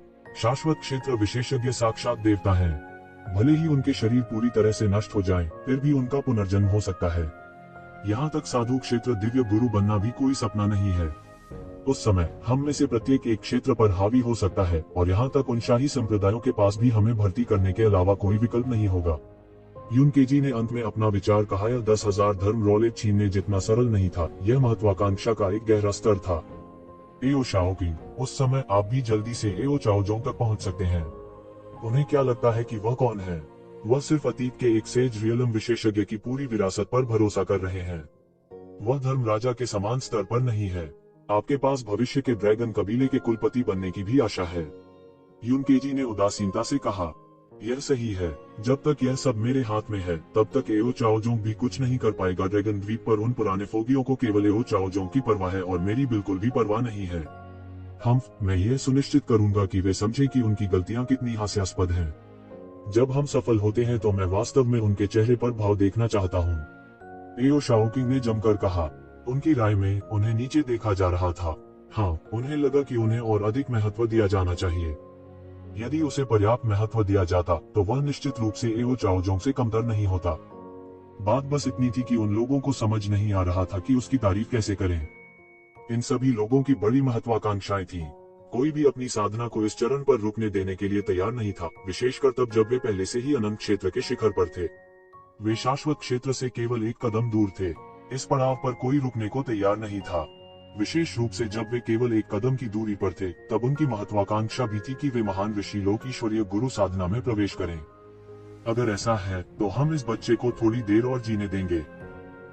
वह भी नौसिखिया है क्या? वह सोचता है कि देवताओं की दुनिया मनुष्यों की तरह सरल है। नश्वर दुनिया में वह अजेय हो सकता है, लेकिन देवताओं की दुनिया में वह सिर्फ एक नौसिखिया है, यांग जूपिंग ने ठंडेपन से कहा। इस समय समूह पहले ही अंतरिक्ष की परतों से गुजर चुका था। उनकी आंखों के सामने एक अतुलनीय विशाल दुनिया दिखाई दी। धर्मराजा की समाधि वास्तव में अनगिनत वर्षों के बाद एक अतुलनीय रूप से विशाल संसार का निर्माण कर चुकी थी। कोई कल्पना कर सकता है कि धर्मराजा की ताकत कितनी भयानक थी। यह उस बात से बहुत दूर था जिसकी था लोग वर्तमान में पा सकते थे। जैसे ही उन्होंने इस दुनिया में प्रवेश किया, उन्होंने स्पष्ट रूप से एक अभूतपूर्व दमन महसूस किया। हर कोई सावधान रहें। हम अब धर्म राजा की कब्र में प्रवेश कर रहे हैं। यहाँ हमारी ताकत दबा दी जाएगी, जबकि दिव्य लोग असाधारण रूप से अच्छा प्रदर्शन करने में सक्षम होंगे। हमें सावधान रहना चाहिए, यूकेजी ने इस समय कहा। उन्होंने यहाँ आने से पहले काफी सोच विचार कर काफी तैयारी की थी। वह भी इन बातों से भली भांति परिचित था। सभी ने एक के बाद एक सिर हिलाया। ये शिवेन ने भी दमन महसूस किया।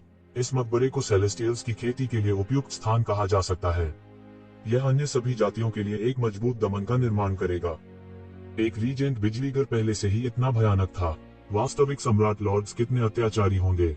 उनके द्वारा बनाई गई विरासतों की ताकत कितनी आश्चर्यजनक होगी। हालांकि इस मकबरे पर भारी प्रतिबंध और दबाव था, लेकिन इन लोगों के लिए जिन्होंने अपने दाव की सफलतापूर्वक पुष्टि की थी, इसने उनकी युद्ध शक्ति को थोड़ा ही प्रभावित किया। वे सीधे गुजरे। उनके प्रवेश करने के कुछ ही समय बाद हर कोई स्पष्ट रूप से महसूस कर सकता था कि अंदर के स्थानिक तूफान, साथ ही साथ कानूनों की चीरफाड़ और विच्छेद बाहर की तुलना में बहुत अधिक गंभीर थे। एक नजर में वहां बहुत से अत्याचारी जीव समूहों में रहते थे। वे बाहरी दुनिया के जीवों से अलग थे। ये जीव 10,000 धर्म राजाओं के नियमों के अनुसार पैदा हुए थे। उनमें से हर एक अपने जन्म के समय से ही एक शक्तिशाली जानवर था।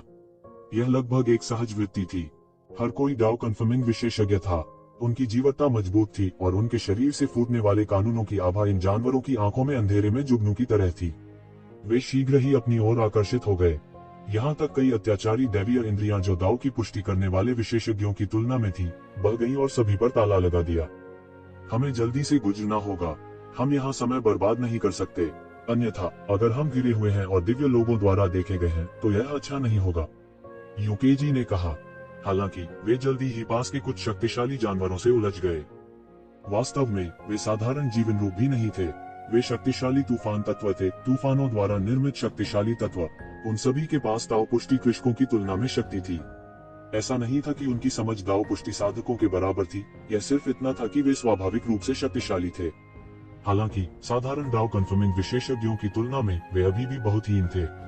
हालांकि उनकी संख्या बहुत बड़ी थी। सैकड़ों या हजारों उनमें से दाव की पुष्टि करने वाले विशेषज्ञों के लिए एक बड़ा खतरा थे। यह चाकू ले जाने वाले बच्चे की तरह था। हालांकि उसके पास ज्यादा ताकत नहीं हो सकती है, लेकिन वह अपने हाथ में धारदार हथियार की मदद से किसी वयस्क को मारने में सक्षम हो सकता है। इन जीवों के साथ भी ऐसा ही था। हालांकि वे व्यक्तिगत रूप से देवताओं के लिए बहुत अधिक खतरा पैदा नहीं कर सकते थे। जब उनमें से हजारों लोग वहां पहुंचे तो यह भारी था। यह ऐसा था जैसे एक काला तूफान एक विशाल बवंडर में बन गया हो और इस दुनिया पर उतर आया हो। आकाश में इसने एक बहुत शक्तिशाली भंवर बनाया। येज़िवेन ने मुक्ति की आंखें खोली और एक ही बार में इन प्राणियों के जीवन सार को देखा। वे उस समय युद्ध में मारे गए धर्मराज के कानून द्वारा छिड़के गए रक्तसार से बने विशेष जीवन रूप थे। उनमें से कई अन्य उस्तादों के रक्तसार से भी संक्रमित थे जो युद्ध में मारे गए थे। ऐसा लगता था कि वे सामान्य जीवन रूपों से बिल्कुल अलग थे। यह बहुत ही शानदार था। इन दुर्जय प्राणियों में से प्रत्येक के शरीर पर एक अकल्पनीय शक्ति थी। वे दौड़े चले आए और येशिवेन और अन्य लोगों को निगलना चाहते थे। भाई, ये कानून जीवन रूप धर्मराज या अन्य देव गुरुओं के कानून द्वारा छिड़काव किए गए रक्त और भगवान स्रोत उत्पत्ति के एक टुकड़े के संयोजन से बनते हैं। जब येज़िवेन जल्दी से शटल खत्म करने की योजना बना रही थी, वू यूक्सी ने अचानक कहा, आपका मतलब है कि उनके शरीर में ईश्वर स्रोत उत्पत्ति है? येज़िवेन की आंखें अचानक चमक उठी। हाँ, ये जीवन रूप सामान्य जीवन रूप नहीं है। इनकी ऊर्जा का मूल स्रोत ईश्वर है। यदि ईश्वर स्रोत उत्पत्ति समाप्त हो जाती है तो वे भी मर जाएंगे। इसलिए ये जीवन रूप अक्सर ईश्वर स्रोत उत्पत्ति के लिए लड़ते हैं।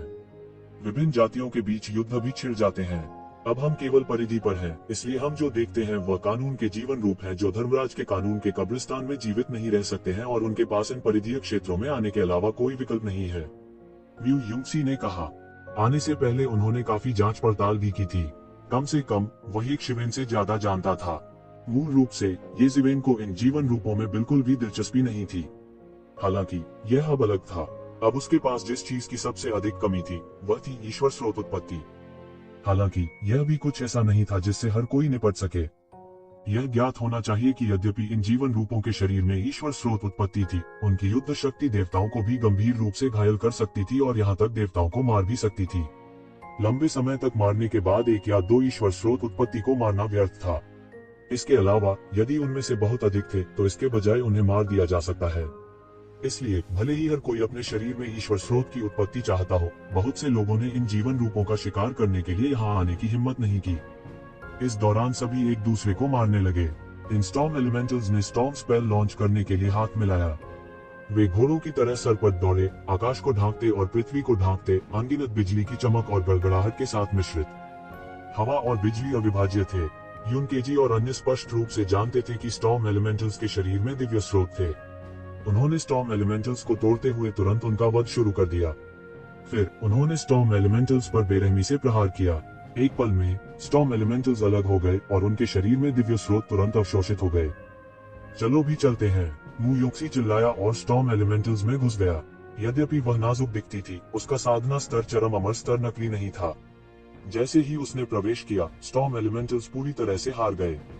मू यूसी चिल्लाया, मू यूसी। मोगन्ना का जल युक्त जादू आसमान में उड़ गया, जिससे एक असीम विशालकाय भेड़िया हिल गया, जो डूब गया और सब कुछ बहा ले गया। ये शिवेन मात नहीं खाना चाहती थी। उसने तुरंत एक मुक्का मारा। पशुपत। अनगिनत खूंखार जानवर दौड़ पड़े। एक समूह लड़ाई के सामने पशुपत की शक्ति कहने की आवश्यकता नहीं थी। जरा भी डर नहीं था। प्रचंड तूफान तत्व उसके करीब बिल्कुल नहीं पहुंच सके और वे सभी उसके द्वारा नष्ट कर दिए गए। उनके शरीरों में ईश्वरीय स्रोत येजिवेन के हाथों में आ गया।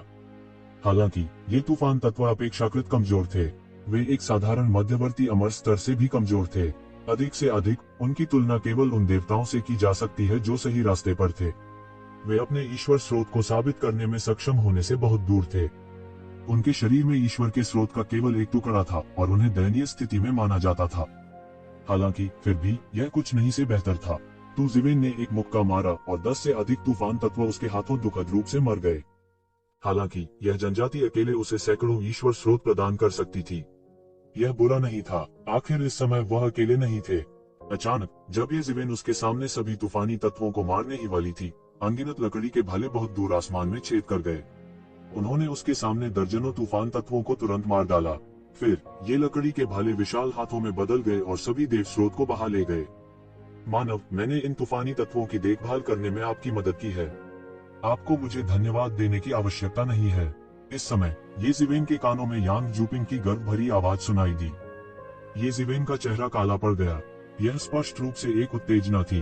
वे उससे संबंधित सभी ईश्वरीय स्रोत को छीन लेना चाहते थे। इस समय हेल्फाया के अरकास ने भी हमला किया। एक्वामरीन की लपटों ने आकाश को जला दिया। ये जिवेन के सामने शेष तूफानी तत्वों की ओर बढ़ गया। वे उन सभी को छीन लेना चाहते थे। इस बार ये जिवेन तैयार थी। वह उन्हें कैसे सफल होने दे सकता था। उन्होंने मौके पर तूफान के तत्वों को विस्फोट करने के लिए मजाक उड़ाया और सीधे जजमेंट होली पंजा का इस्तेमाल किया। उसने शेष दर्जनों ईश्वर स्रोत को अपनी जेब में ले लिया। अरकास के चेहरे पर भी अफसोस था। यह स्पष्ट था कि वह दिव्य स्रोत को छीन नहीं पाया था। विशेष रूप से वह इसे येशिवेन से छीनने में सक्षम नहीं था। हा, क्या तुमने इस आदमी का चेहरा देखा? यह एक बर्तन के तल से भी गहरा है। यांग जूपिंग जोर से हंस पड़ी। यह सही है। हम चाहते हैं कि वह एक भी ईश्वरीय स्रोत को छीनने में सक्षम न हो। हम उसे तब तक रुलाएंगे जब तक वह अंधा नहीं हो जाता। एओ शाओकिंग ने एक कुटिल मुस्कान के साथ कहा। हालांकि वह कुछ समय के लिए येशिवेन पर हमला नहीं कर सका, फिर भी वह येशिवेन को पीड़ित देखकर बहुत खुश था। यह सही है। बाद में हम बारी बारी से उस पर हमला करेंगे। हम उसे हरा देंगे। यूकेजी भी मंद मंद मुस्कुराए। हालांकि ये तूफान तत्व कुछ भी नहीं है। उसके शरीर में केवल एक ईश्वर स्रोत है। यह बिल्कुल भी दिलचस्प नहीं है। हमें और गहराई में जाना होगा। मैंने पहले ही रास्ता तलाश लिया है। केवल वे जीवित प्राणी जो अंदर हैं वे मूल्यवान और सार्थक हैं। बोलने के बाद युनकेजी सीधे बाहर निकले और इंद्रधनुष में बदल गए। वह 10,000 धर्म राजाओं के कब्रिस्तान में गहराई तक गया। आप ठीक है न? मू योक्सी ने भी येजिवेन की स्थिति पर ध्यान दिया और पूछने के लिए उड़ गए। वे वास्तव में थोड़ा बहुत हैं। मोगन्ना ने कहा, मैं ठीक हूँ। येजिवेन ने ठंडेपन से कहा, वे मेरे लिए परेशानी खड़ी करना चाहते हैं। मैं देखना चाहता हूँ कि कौन किसके लिए परेशानी पैदा करने वाला है। हालांकि वह एक पल के लिए हार गया, उसने वास्तव में परवाह नहीं की। यह सिर्फ दर्जनों ईश्वर स्रोत थे, लेकिन उन्हें अपना गुस्सा निकालना पड़ा।